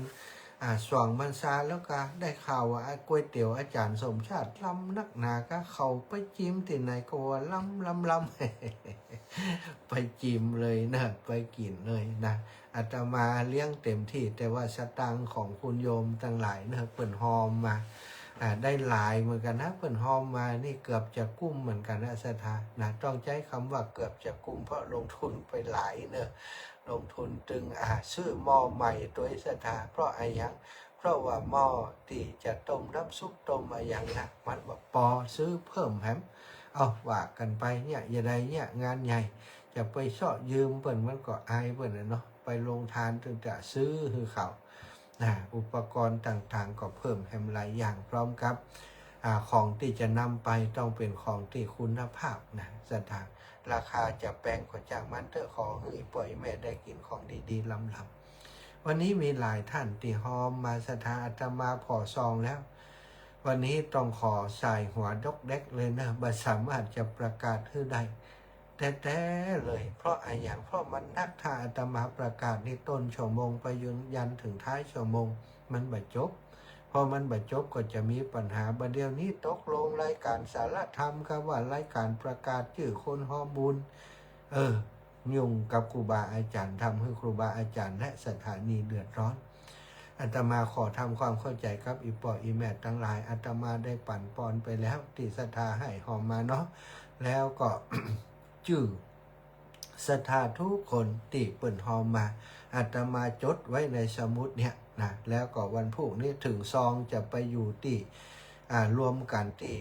พระป่าดอยอินทนนท์แต่ชื่อของศรัทธาญาติโยมทั้งหลายที่อยู่ในซองที่ใส่ซองมานั้นอาตมายังมีอยู่อาตมาเขียนไว้ทายไว้หมดนะศรัทธา และเขียนไว้บันทึกจดไว้วันอื่นๆที่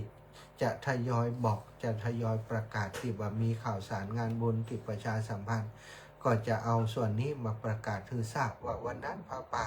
ที่เอาไปดอยอินทนนท์ได้เต่าใดไผ่หอมมาเต่าใดนะแล้วก็โรงทานได้ศรัทธาญาติโยมไผ่หอมมาพ่องได้เต่าใดนะขาดเต่าใดถ้าเกิดนิ่มบอกตีขาดว่าหน่อย ก็จะแจ้งแบบนี้เนาะทำความเข้าใจขออีปอยอีแม่ทั้งหลายได้เข้าใจและเมตตาคืออภัยยิบเด้อที่มาได้ประกาศในวันนี้ใจนี่เต็มที่อยากประกาศแต่พอแล้วศรัทธาญาติโยมมันเกินที่อาตมาจะประกาศถ้าประกาศไปมันก็ยาวไปอย่างที่บอกเนาะเก่งใจทุกคนนะศรัทธาเก่งใจปล่อยแม่ที่ให้หอมมาโดยเก่งใจศรัทธาท่านอื่นที่เปิดฟังรายการที่อยากจะฟังเรื่องราวต่างๆแต่ว่าอาตมาหนวดแต่ประกาศก็จะทำให้เปิดว่าโอ้บ่รายการนี้ประกาศกับคนหอมสตังมันจะเป็นปัญหาเก่าเนาะก็ศรัทธาส่วนใหญ่อาตมาเข้าใจว่าคลื่นสีขาวของเฮาเข้าใจกันบางคนที่ฝากหอมนะอาตมาก็ทำความเข้าใจว่าอินดูคนที่เฮาหอมเปิ้นจิมอาตมาเคยถูกฝากหอมแล้วก็เอาไปให้ครูบาอาจารย์แล้วเปิ้นก็รายชื่อมันมีนะเปิ้นได้ประกาศศรัทธาก็ถามอาตมาว่าอาจารย์เอาไปให้เปิ้นแล้วยังเปิ้นได้แล้วยัง บางครั้งคนถ้าฝากก็ทุกอกทุกใจเหมือนกันนะถ้าเขาฝากไปแล้วหอมไปแล้วศรัทธาเปิ้นเอาไปใจเปิ้นไปเอาไปใจประโยชน์แล้วเขาก็บ่ต้องมาเดือดร้อนครับสิ่งที่เขาได้ทำบุญไปแล้วถ้าเขามาตามคิดตามเพราะเป็นห่วงกังวลเปิ้นจะได้บ่ได้เปิ้นจะเอาไปอย่างจ้าถึงก็บ่ถึงใกล้บางเถื่อเขาก็กังวลเขาก็ทุกข์ใจไปเป็นวิบากกับของที่ตัวเองหอมเนาะถ้ามั่นใจถ้าไว้ใจกันหอมมาบ่ต้องห่วงอาตมาและครูบาอาจารย์ที่ทำหน้าที่อยู่ตรงนี้เป็นสะพานบุญถ้าบ่ได้ทำบุญจริงศรัทธาถึงหูอีปล่อยแม่ทั้งหลายครูบาอาจารย์ก็ตึงไว้ใจครูบาอาจารย์ก็ตึงหูอาตมาและครูบาอาจารย์นี่ทำกิจกรรมอย่างร่วมกันนี้อาจจะได้จะเข้าใจกันนะเข้าใจกันบางเถื่อบางทีเปิ่นห้อมมาเขาก็โอ้นับซองเหียนับจำนวนเท่าใดโอนไปให้กันเอาศรัทธาญาติโยมโอนไปแล้วนะจื่อซองก็ส่งไปให้กันบางเถื่อบางทีครูบาอาจารย์เปิ่นบ่ได้ประกาศก็ด้วยเหตุอย่างที่บอกก็มันมาหลายที่หลายแห่งมันมานักมาหลายอย่างหลวงปู่ซ้ำให้ศรัทธาญาติโยมตีเปิ่นหอมมาครั้งนี้หอมเจาะฟ้าก็ดีหอมโรงทานก็ดีหอมโต๊ะจีนเปิ่นนะหอมสำหรับสั่งตันเข้าตันออกนี่หลายคณะศรัทธาถ้าหลวงปู่ต้องประกาศทุกอย่างนี่คงบ่ได้อู้ธรรมะกับศรัทธาเนาะอันนี้ก็ต้องขอบคุณกับศรัทธาอีพ่ออีแม่ทุกคนทุกท่านเนอะคร่าวๆพี่น้องเวียงป่าเป้าพี่น้องปังแม่สวยเนาะน้องสมพินบุญทาเขาพี่น้องตัง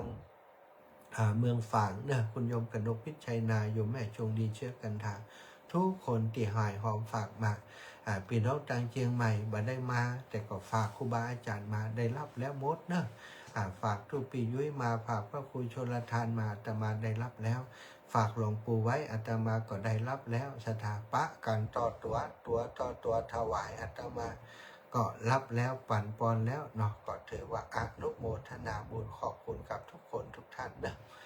เอาละศรัทธาต่อเนื่องจากตะกี้ได้อู้ถึงเรื่องราวของความสำคัญข้อคิดข้อธรรมในโอวาทปาติโมกข์อาตมาอยากจะอู้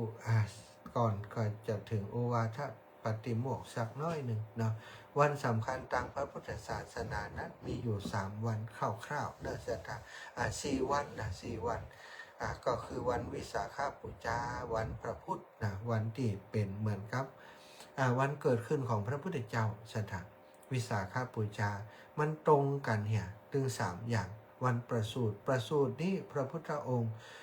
ก็ประสูติการเหมือนกับมนุษย์เขาเกิดเนี่ยทุกคนนะศรัทธาเกิดมาจากท้องพระมารดาพระนางสิริมหามายาพระองค์ประสูติออกมาบอกว่าเดินได้7 ก้าวนะหลายคนก็สงสัยว่าน้อยอยู่มัน7 ก้าวได้อย่างไรอันนี้ก็แล้วแต่จะคิดพุทธ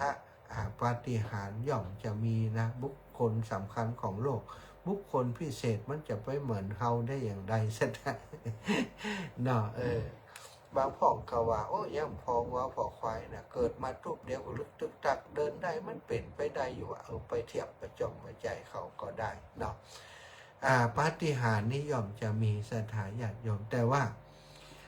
ในการที่บอกว่าทรงเสด็จดำเนินได้7 ก้าวนั้นเปิ้นบอกว่าอาจารย์ท่านอาจารย์พุทธทาสและก็ครูบาอาจารย์นักปราชญ์ทั้งหลายที่เปิ้นไขปริศนาธรรมข้อนี้เปิ้นบอกว่าพระพุทธองค์ทรงประกาศศาสนาในมัธยมประเทศในแคว้นมคธในมัธยมประเทศอินเดียนั้นได้7 แคว้นด้วยกันแคว้นมคธแคว้นโกศลแคว้นวัชีอย่างต่างๆ7 แคว้นสถานอันนั้นก็หมายถึงว่าเสด็จดำเนินไป7 แคว้นก็เหมือนครับอันนี้แล้วอีกอย่างหนึ่งเพื่อนบอกว่าหมายถึงธรรมที่ทำให้เจ้าชายสิทธัตถะเป็นพระพุทธเจ้าก็คือโพธิปักขิยธรรม7 ประการมันลงท้ายโดย7สถาญาติ7 ประการเหมือนกับ7 ก้าวนั่นเหมือนกันนี่สถาเฮาเป็นชาวพุทธต้องเข้าใจสิ่งที่มันเป็นปริศนาสิ่งที่มันเปิ้นทำให้เป็นปริศนาเนาะไว้มันก็มีอย่างคำว่าอย่างพิธีกรรมต่างๆการพิธีการในงานศพสถานการผูกตราสังสามเปราะนั่นคือไอ้อย่างอันนี้มันก็เป็นปริศนาที่ซ่อนไว้ในเรื่องราวของพระพุทธเจ้านะในเรื่องราวของพระพุทธเจ้าพระพุทธองค์ทรงประสูติตรัสรู้ปรินิพพานวันเดียวกันคือวันวิสาขบูชานี่เป็นสิ่งที่เรียกว่าเป็นความมหัศจรรย์ของพระพุทธเจ้าสถานหลายคนว่ามันเกิดขึ้นได้อย่างไรมันเป็นไปได้อย่างไรก็มันเป็นไปแล้วก็มีบันทึกติดตรงกันในประวัติศาสตร์พระพุทธศาสนานะสถานมีหลักการมันมีวันเวลามันมีเรื่องที่ถูกบันทึกไว้ตั้งแต่อดีตมาจนถึงแล้วก็สืบต่อกันมาจนฮอดปัจจุบันนี้วันวิสาขบูชาวันวิสาขบูชานี้นะก็ตรงกับ15 ค่ำเดือน6นะหรือว่าเดือน6หรือว่าเดือน8นะเดือน8เดือน9นะปีนี้นี่อาทิตย์เป็นปีอาทิตย์กมสถานเดือน8 2 หนหรือบ้านเฮาเดือน10 2 หนนะปีนี้เลยเป็นวันที่วันวิสาขบูชาปีนี้นี่จะตรงกับวันที่31 พฤษภาคม 2569นะสถานเดือน9เหนือ15 ค่ำเดือน9เหนือเดือน7ใต้เดือนมาฆบูชานะวันมาฆแล้วก็วันอาสาฬหบูชานี่ก็เป็น15 ค่ำเดือน8นะเดือน8เดือน8ใต้เดือน10เหนือสถาญาติโยมปีนี้ตรงกับวันที่29เดือนกรกฎาคม2569นะเดือน10นะเดือน10เหนือนะสถานี่แล้ววันมาฆบูชาคือวันนี้นะ15 ค่ำเดือน3ใต้ปกติแต่ว่าปีนี้อธิกมาศก็เป็นเดือน4เพราะฉะนั้น15 ค่ำนะถ้าเดือนเหนือก็เป็นเดือน6นะสถานเดือน4ใต้ปีนี้เดือน6เหนือเดือน4ใต้อีพ่ออีแม่ตั้งหลายเขาจะดูว่าถ้าปีหนึ่งเนี่ยมันจะมีเดือน3เดือน6เดือน8ถ้าเป็นปฏิทินภาคกลางเพิ่นเนาะ368นี่นะมาฆบูชานี่จะเริ่มก่อนถ้าถึงว่าตามเดือนนี่นะมาฆจะเริ่มก่อนแต่ว่าถ้าตามที่พระพุทธองค์ทรงตรัสรู้นั้นก็จะลำดับมาจากวิสาขบูชาพระพุทธเจ้าตรัสรู้เรียบร้อยแล้วก็ไปแสดงธรรมจักรปวัตนสูตรเกิดพระสงฆ์ขึ้นในวันนั้นที่พระอัญญาโกณทัญญะได้หันธรรมมีดวงตาหันธรรมเรียกว่าที่แสดงธรรมที่ปาอิสิปตนะมฤคทายวันธรรมจักรปวัตนสูตรทำให้เกิดพระสงฆ์เพื่อนจึงเรียกว่าวันอาสาฬหบูชาเป็นวันพระสงฆ์ หลายคนว่าเนี่ยเอาวันนั้นที่พระสงฆ์มาประชุมกัน 1,250 รูปเป็นวันพระสงฆ์เอาพวกเปิ้นมันหลาย วันนี้เปิ้นว่าวันมาฆบูชาเป็นวันพระธรรมอะไรอย่างสถาก็พระพุทธองค์ทรงประกาศลักการลักธรรม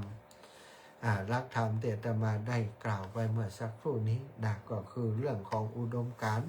ทางพระพุทธศาสนาอุดมการณ์มีความอดทนก่อนมีความอดทนความอดทนเป็นตบะในการแผดเผากิเลสแล้วก็2บ่เบียดเบียนมีความบ่เบียดเบียนตั้งใจไว้ในความบ่เบียดเบียน3ตั้งใจไว้ในความสงบ4เอานิพพานเป็นหลักในเป้าหมายของชีวิตคือความหลุดพ้นจากกิเลสตัณหาต่างๆเป็นเป้าหมายของชีวิตทีนี้คนเฮาเนี่ยเมื่อมีอุดมการณ์แล้วต้องมาดูที่หลักการก่อนหลักการในการที่จะทำให้อุดมการณ์ของเฮาสำเร็จหรือว่าบริบูรณ์เริ่มจากการบ่ทำบาปก่อนซะนะถ้าทำบาปอยู่นะก็เท่ากับว่าเฮายังเบียดเบียนอยู่เมื่อเบียดเบียนอยู่ความสงบมันจะมีแต่ที่ไหนเมื่อความสงบบ่มีนิพพานังปรมังสุขังมันจะเกิดขึ้นได้อย่างไรสถานการบ่ทำบาปนั้นต้องฝึกฝนสถานต้องอดทนมีคนมายั่วยุฮือเฮาได้กระทำบาปมีคนยั่วยุมีความยั่วยวน ต่างๆฮือเฮากระทำบาปเฮามีความอดทนบาปกระทำแล้วก็มีความอดทนมีความนักแน่นมีความตั้งใจที่จะบักกระทำบาปสถานต้องเป็นความตั้งใจโดยตั้งใจถ้าโดยบัดตั้งใจแล้วมันมีโอกาสที่จะพลาดไปทำทีนี้ในการที่จะบัดทำบาปนั้นโดยตั้งใจก็คือการสมทานวิรัตหรือว่างดเว้นจากการกระทำชั่วทางกายทางวาจาทางใจนี่เรียกว่าการบัดทำบาปทางกายก็คือการบัฆ่าสัตว์การบัฆ่าสัตว์การบัลักทรัพย์สถานการที่ประพฤติผิดลูกผิดเมียเขาอย่างเงี้ยการบัทำบาปแล้วการบัพูดจาพูดปดมดเท็จทางวจีกรรมพูดคำหยาบพูดเพ้อเจ้อพูดคำอันเป็นเท็จสถานต่างๆนี่เป็นทางวาจามีอยู่4พูดส่อเสียดพูดเพ้อเจ้อก็จัดอยู่ใน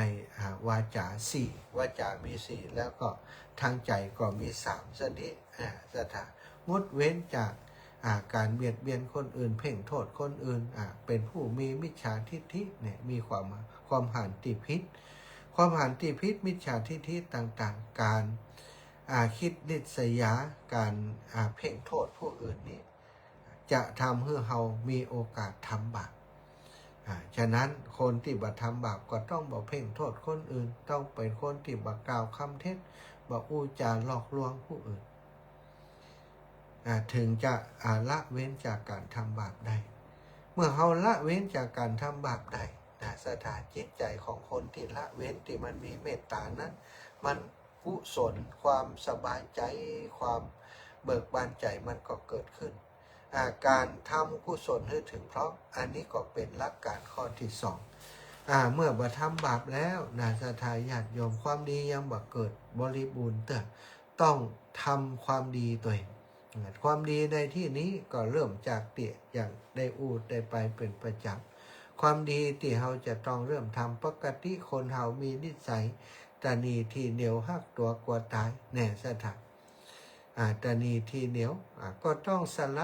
ะหัดบริจาคหัดเสียสละหัดขัดเก่าตัวเองโดยการที่เป็นคนที่ชอบในการชอบในการช่วยเหลือผู้อื่นชอบในการแบ่งปันการที่คนจะชอบในเรื่องนี้บางคนก็เป็นเรื่องง่ายคนที่เปิดฝึกฝนมาก่อนตั้งแต่น้อยพ่อแม่ได้สอนฟักใฝ่ในเรื่องบุญเรื่องกุศลสอนในเรื่องการฮื้อตาน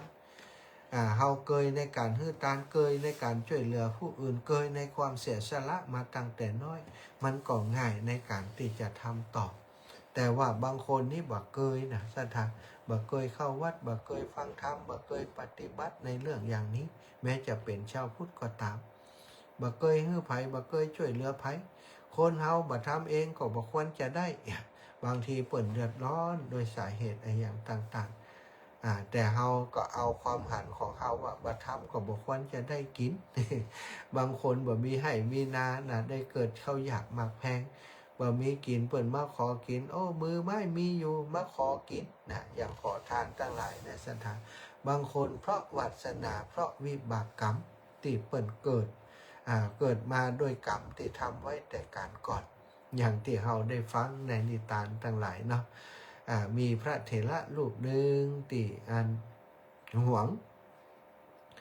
งเสนาสนะหวงวัดอิตนาสถาเป็นสมปัญจวัดมีพระอรหันต์มาอาศัยพักอยู่คืนหนึ่งนะเปิ่นก็ปรากฏว่าโยมอุปถากเนี่ยเป็นคนหันพระอรหันต์มีกิริยามารยาทที่สงบเสงี่ยมนะอยู่ใกล้แล้วมีความสุขอยู่ใกล้แล้วมันสัมผัสได้ถึงพลังแห่งความเมตตาความบริสุทธิ์ของพระอรหันต์ก็ได้ช่วยพระอรหันต์รูปนี้นะได้ปลงผมให้ท่านได้นิมนต์ท่านไปฉันเช้าที่บ้านได้ไปรับบิณฑบาตที่บ้านพร้อมกับภิกษุผู้เป็นสมภารเจ้าอาวาสนั้นสมภารเจ้าอาวาสหันยังอั้นศรัทธาญาติโยมก็อิจฉาภิกษุที่มาใหม่โอ้นะได้รับการดูแลเป็นอย่างดีจากอุบาสกของเฮาอุปถากของเฮาวันหน้าถ้าอยู่กันไปเมินนี้อุปถากของเฮานี้คงจะนับถือภิกษุรูปนี้หนักกว่าเฮาศรัทธาปาไปบิณฑบาตวันแรกอีกวันหนึ่งเปิ่นก่อนนิมนต์อีกไปบิณฑบาตภิกษุผู้ที่เป็นเจ้าของถิ่นนี้ก็บอกว่าคือไปบิณฑบาตคนเดียวเหี่ยศรัทธาบัดได้จวนภิกษุผู้ที่เป็นอาคันตุกะไปตุยนะแข่งขาลิไปเคาะเปิ่นเอาปลายเล็บเคาะนะประตูเปิ่นเปิ่นได้ยินศรัทธาญาติโยมแล้วก็ถือว่าเป็นการเคาะแล้วนะไปบิณฑบาตที่บ้านของโยมอุปถากถามว่าโอ้ท่านอาจารย์ที่มาพักตะวานี้เปิ่นบ่มาบิณฑบาตกันครับวันนี้โอ้ถ้าจะลูกควายถ้าจะมัวรับมัวนอนเนี่ยเขาไปเคาะประตูตุ้มสนใจอย่างถ้าจะขี้ข้านนักแกอุบาสกว่าร้ายเปิ่นใส่ร้ายใส่ความจริงตัวบอกเปิ่นตัวไปเคาะนะอย่าไปบิณฑบาตพระที่เป็นอาคันตุกะนี่จะต้องรอภิกษุที่เป็นเจ้าของพื้นที่เนี่ยไปชักชวนไปจวนก่อนนะศรัทธาญาติโยมบ่ฮู้ว่าเปิ่นไปบิณฑบาตกี่โมงอย่างไรถึงจะไปได้ถูกต้องรอเปิ่นไปห้องอันนี้หมู่ห้องเปิ่นชะกรรม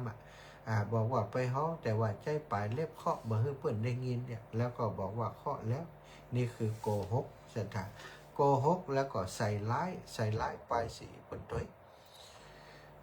อุบาสกก็ว่าบ่น่าเป็นไปได้แต่ว่าบ่ออกปากมาก็เป็นอย่างอาจารย์ผมขออนุญาตนะ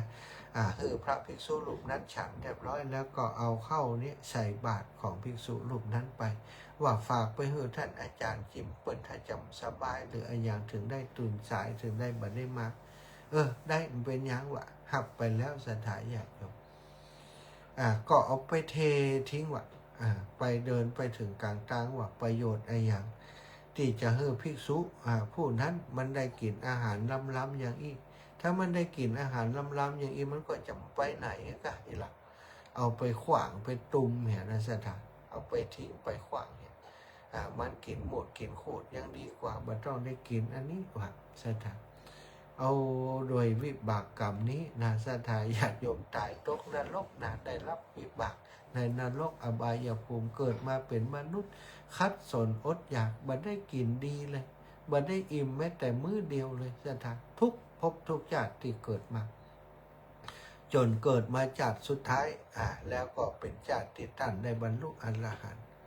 ศรัทธากว่าจะได้กินข้าวเป็นพระอรหันต์แล้วก็ยังอดอยาก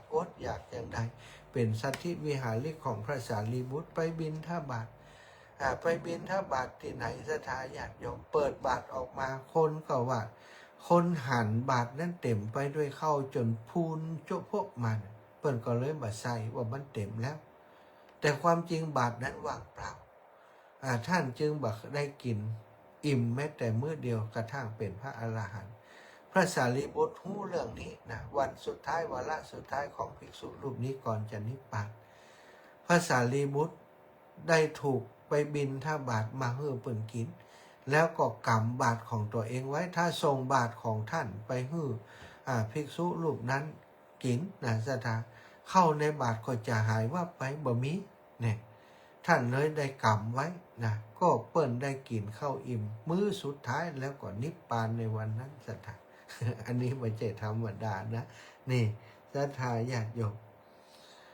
การทำกุศลกรรมการให้ทานนี่เป็นสิ่งสำคัญอย่างหนึ่งสร้างกุศลให้เกิดขึ้นการฟังธรรมการมีความหันถูกต้องนี่ก็เป็นสิ่งที่เป็นบุญเป็นกุศลที่อยู่ในคำว่าโอวาทปฏิโมกข์นี้แล้วสุดท้ายข้อที่3การทำจิตให้ผ่องใสจิตให้ผ่องใสนะศรัทธาคำว่าผ่องใสในที่นี้ก็คือบ่อยู่ใต้อำนาจของกิเลสเมื่อเฮาบ่มีความโลภความโกรธความหลงอยู่ในจิตในใจถึงที่สุดแล้วนั่นก็คือจิตใจผ่องใสจิตใจผ่องใสก็คือนิพพานนั่นเองนั่นหลักการกับอุดมการณ์มันต้องสอดคล้องกันแบบนี้ทีนี้วิธีการในการจิตที่จะทำให้หลักการเป็นไปได้แล้วก็อุดมการณ์เป็นไปได้นั่นก็คือวิธีการ6อย่างนี้บ่ว่าร้ายนี่ศรัทธาตะกี้นี่ว่าร้ายนี่เนาะว่าร้ายทำร้ายคนอื่นบ่ว่าร้าย1ข้อที่1บอกว่าร้าย2บ่ทำร้าย3สำรวมในปาติโมกข์ก็คือสำรวมในหลักการ3อย่างนั่นเองสำรวมก็คือระวังเนาะศรัทธาระวังไม่ทำบาปแล้วก็พยายามทำกุศลให้ถึงพร้อมพยายามทำจิตใจให้ผ่องใสอันนี้คือการสำรวมในพระปาติโมกข์แล้วหลักการอีกอย่างหนึ่งการรู้จักประมาณในอาหารอันนี้มันเกี่ยวอะไรอย่างศรัทธาเกี่ยวมากเลยการปฏิบัติธรรมนี้เราจะต้องอยู่ในความตื่นตัวอยู่ในความรู้ตัวทั่วพร้อมการที่เราบ่รู้จักประมาณในการกินนักเกินไปอ้วนเกินไปมันง่วงมันสลืมแม้กระทั่งเข้าอาหารที่เราบริโภค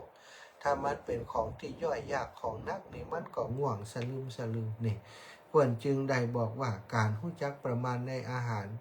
ในการเป็นนักปฏิบัตินั้นมีส่วนช่วยในการที่จะทำให้ความสงบมันเกิดขึ้นนี่ศรัทธาจึงมีส่วนสำคัญเป็นหลักการข้อหนึ่งแล้วก็หลักการข้อต่อมาก็อยู่ในที่สงัดปราศจากความวุ่นวายสงัดจากเพื่อนฝูงหมู่ต่างๆที่จะทำให้เกิดความวุ่นวายในกรณีที่เราปฏิบัติศรัทธาญาติโยมปฏิบัติเพื่อจะถึงมรรคผลนิพพานแล้วข้อสุดท้ายฝึกหัดจิตใจให้สงบจิตใจปกติมันจะซัดสายไปเรื่อยตามอารมณ์ต่างๆเราจะต้องฝึกข่มมันให้มันอยู่ในความสงบให้ได้เมื่อใจสงบแล้วศรัทธามันก็หันทุกอย่างตามความเป็นจริงด้วยปัญญาด้วยปัญญาก็จะหันนิพพานในที่สุดนิพพานคือแดนที่สิ้นสุดแห่งกิเลสหูจักนี่ตัณหามันเกิดขึ้นทำลายตัณหาทำลายรากเหง้าได้ตัณหาต่างๆตัณหากามตัณหาภวตัณหาวิภวตัณหาสามารถสลัดตัณหาความอยากออกไปได้ข่มความโกรธความโลภความหลงเอาชนะมันได้ก็จะถึงเป้าหมายสูงสุดนั่นก็คือนิพพานังปรมังวทันติพระพุทธเจ้าทุกพระองค์กล่าวว่านิพพานเป็นยอดสุดเป็นสิ่งประเสริฐสูงสุดศรัทธาเอาละวันนี้อูจากันมาขยายความอูจาในเรื่องของโอวาทปฏิโมกข์ก็พอควรแก่เวลาในการนำเสนอวันนี้ก็หวังว่าจะเป็นประโยชน์แก่ศรัทธาอีพ่อแม่ที่ได้สดับรับฟังตามสติปัญญาที่อาตมาจะพอจะนำมาถ่ายทอดนำเสนอได้หวังว่าจะเป็นประโยชน์แก่ศรัทธาญาติโยมทุกคนทุกท่าน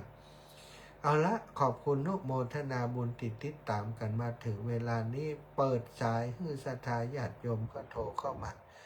พี่น้องต่างเมืองแป่เมือง น่านเมืองเจียงไฮ้ฟังอยู่กว่าจ้าตะกี้มีกับทางเจียงใหม่ทางลำปางเมืองน่านยังไม่ได้ยินคำเถอะมีเวลาแหมประมาณ10 นาทีเอ้าพี่น้องเมืองน่านขอฟังเสียงจิมลุกเนอะฟังอยู่กว่าจ้าพี่น้องเมืองน่านเนอะพี่น้องเมืองแปดด้วยเมืองแปดนี่ก็ฟังหลายคนหลายท่านเหมือนกันเนอะวันก่อนคุณโยมจากเมืองแปดฝากให้ฝากห้องมาเนี่ยเนาะขอบคุณอย่างสูงนะแต่กี้วันนี้นะมีคนมาหาพี่น้องจากบ้านตาเขาหน่อยเนอะปอสมพันธ์แม่สมวันชุมแสงนางสาวพัดเพนชุมแสงและครอบครัวนัทเดชชุมแสงบ้านท่าเขาน้อยร่วมบุญม่อนจอมพ่ออาตมาได้ใส่ไปให้แล้วเนอะพ่ออินสอนแม่รันจวนบุญนำมาถวายความเคารพครับตุลุงครับ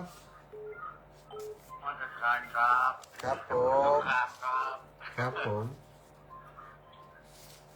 อาจารย์ออยครับตอนนั้น ออกอากาศอยู่ครับ ได้ฟังดูไหม ครับผม ครูป้าอาหารเจ้าอย่างนี้อาจารย์นะครับ ขอบคุณ ตอน ครั นั้น บ ปลาตลาดด้วยอะไรเนี่ย ครับผ รา ม คาจริง เอาค่อยทำไปฝึก ๆ ไป อาจารย์ เนาะ เชื่อไหมผมไปซื้อหวยนะครับ ไปที่การฟ้าเนี่ยไปกว่าทั่วไปเลยเบอร์ที่ผมตีมันไม่มีอาจารย์ โอ้ครับ ออกเต็มๆแล้ว5 ครั้งนะ4 ครั้งอ่ะ โอ้ครับ 837ครับ โอ้ พยายามไปเดินไม่มีอ่ะไปได้416 614มา สาธุ ต้อง ครับ ไปกินเรียบเลย ถวายความเคารพครับตุลุง มันไม่มีอาจารย์ ครับผม ถ้ามี ค มา รับ ผมได้8,000มั้ง ครับผม มันออกไป ขออนุญาตรับสายต่อไปนะครับ มันน่าจะได้กันอาจารย์นะ สาธุ แต่วันศีลไม่ค่อยเหมาะไงถ้าไปพาไปซื้อวันศีลจะไม่เหมาะนะครับมันการครับ ครับพูดครับสถานญาติโยมได้ยินฝ่องเด้อจะไปนี้ เอาเจริญพรแม่ยายพรร้องว่าแดง เอาที่ต้องไปขนาดเนี้ยแกจะอยากบอกว่า อืม ไอ้แจ๊ค ลบหน้าจะลบเอาละเอาเนี่ย สาธุนะเอาบุญรักษายายพรแม่เยาวรักษณ์ราชพัฒน์เจริญพรตะกี้กำหนึ่งจ้ะ นมัสการพระอาจารย์เจ้าอันโอนสตังค์ไปอันในไลน์พระอาจารย์เนอะเรา จ้าทำบุญที่วันพุธเนาะ จะทำบุญทอดปลา100 บาท เจ้าสาธุเจ้า เจ้า สาธุเจ้า จะ เอาสุภัตตาคำฝันแล้วได้ไปแต่ก่อนนี่สองคนอย่าง สองคนอย่าง สองคนจ้าเจ้า อัน แล้วจะไปกี่โมงกี่ยาม ถ้าจะเจ้าน้อยนะ เจ้าน้อย เจ้าไปกี่โมงระบุมา ระบุว่าตี ไป ห้า ถึงวัดกี่โมง เอามาถึงนี่ตี 5 กึ่งเนอะ โยมไปถึงวัดตี 5 เกิน เจ้า เจ้า จ้า ตี 5 เกินนะ จ้าอีปอมาก็พระเอง จะไปเท่ากันเนี่ยนะ มามันได้ ย้ายที่แรกก็ย้ายไปย้ายไหว หมดแรง หมดแรงก็ต้อง สาธุหน้าฝากกันจ้า เป็นอันว่าแล้วโยมมาได้เตรียมมันอย่างไปเลยนะ มาเตรียมอากาศเตรียมกับตัวก็จะตั้งสักแสนกับพ่อกะ มีกลางหัวใจไปแล้วอันนี้ท่าน จ้า ไอเรื่องการแต่งตัวนี่ไพรเวท เอาจะได้ถ้าว่ามีพื้นเมืองใส่ก็จะเหมาะหน่อยนะ มีก็ มามีเพื่อนเมืองได้ชุดสุภาพกับป๊อกะเนาะทั่วไปได้กะก็หลากหลายนั่นแหละ ไม่เงื่อนก็บอกยังนุ่งเสื้อยืดอย่างนี้ก็ได้กะ น่าจะเป็นพื้นเมืองเพราะว่ามันจะได้เหมือนกับเพื่อนนะ มันเป็นชุดพื้นเมืองกะเน้นพื้นเมืองกะ เน้นพื้นเมืองกับชุดออกโทนขาวโทนอย่างมันเนี่ยได้เป็นเสื้อยืดถ้าเป็นขาวก็ได้ละสีครีมสีขาวจ้ะ ได้ก็เพราะงานช่วงนี้เป็นงานสีหลวงเนี่ย ได้ แล้วก็ถ้าเขาโยมจะนุ่งกางเกงยีนรวมๆอย่างนี้ไม่ได้กะน่าเกลียดแหละเขาใส่กางเกงเสื้อขาวกางเกง คลีน เสื้อดำกางเกงขาวเนาะ สแลกได้กางเกงขาวตัวรวมๆนั่นแหละนะ จ้า มันมาได้เขียนละไอ้ตัวนี้มันมาได้เขียนละกางเกงยีนที่จริงมันมาได้น่าเขียนแล้วเพราะว่ามันเป็นนั้นขาใหญ่มันมาได้ขาน้อย จ้า ได้แบบฟิตอ่ะได้แบบฟิต สาธุค่ะได้เลย อันกันตัวเองเจ้าอัน จ้า ใส่กางเกงขาวเนาะ เจ้า ได้เนาะ ปะกัน เจ้า จ้า สาธุค่ะถามก่อนว่าเดี๋ยวลุงไว้ประตูกาลาเดซาว่าไง เรื่องของเรื่องชุดมีหลาย เจริญพรแม่บุญไลพงพิงอำเภอพร้าวเจ้าแม่โอ้ปอมมาถึงกับมาหนังจัดรายการเลยอ่ะ เกือบจะ2 ทุ่มไหมแม่เฮ้ยเจ้าหันล่าโยมแม่เจ้า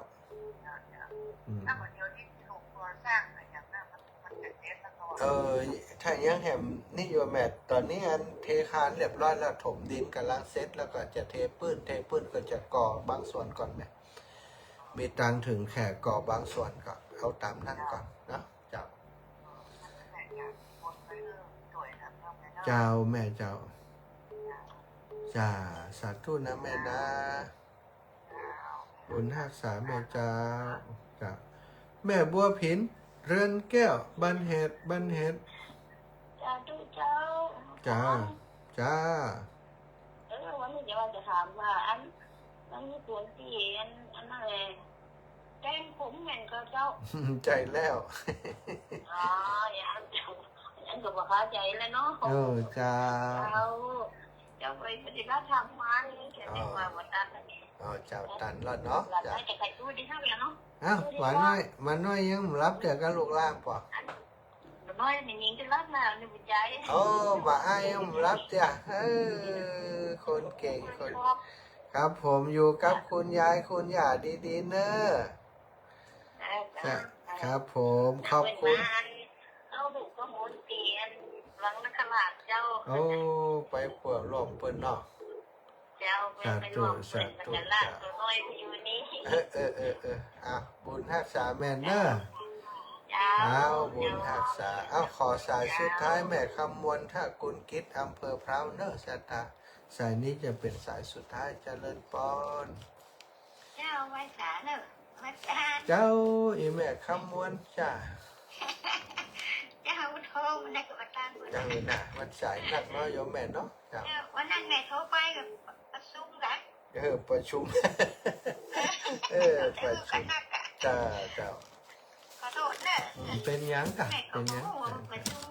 เป็นยังเนาะสาธุไหนโอนตังค์มือแล้วเนอะจ้าขอบคุณอีแม่นะบุญรักษาเวลาหมดแล้วโยมแม่จ้ะนะโยมแม่น้อยก็เหมือนกันที่กำลังโทรอยู่เวลาหมดตุลุขออนุญาตเนอะโยมสมควรใจน้อยบอกว่าปลอดใจมาแม่มาอย่างแม่มาจันเรือนผ้าป่าดอยอินทนนท์เป็นน้องน้ำโจ50 บาทเจริญปอนสัตว์ทุกเอาละเวลาหมดเวลาขอนำรายการจากลาไปก่อนจัตตารโอธรรมาวัฏันติอายุวันโนสุขังภะลาหมดเวลาแล้ว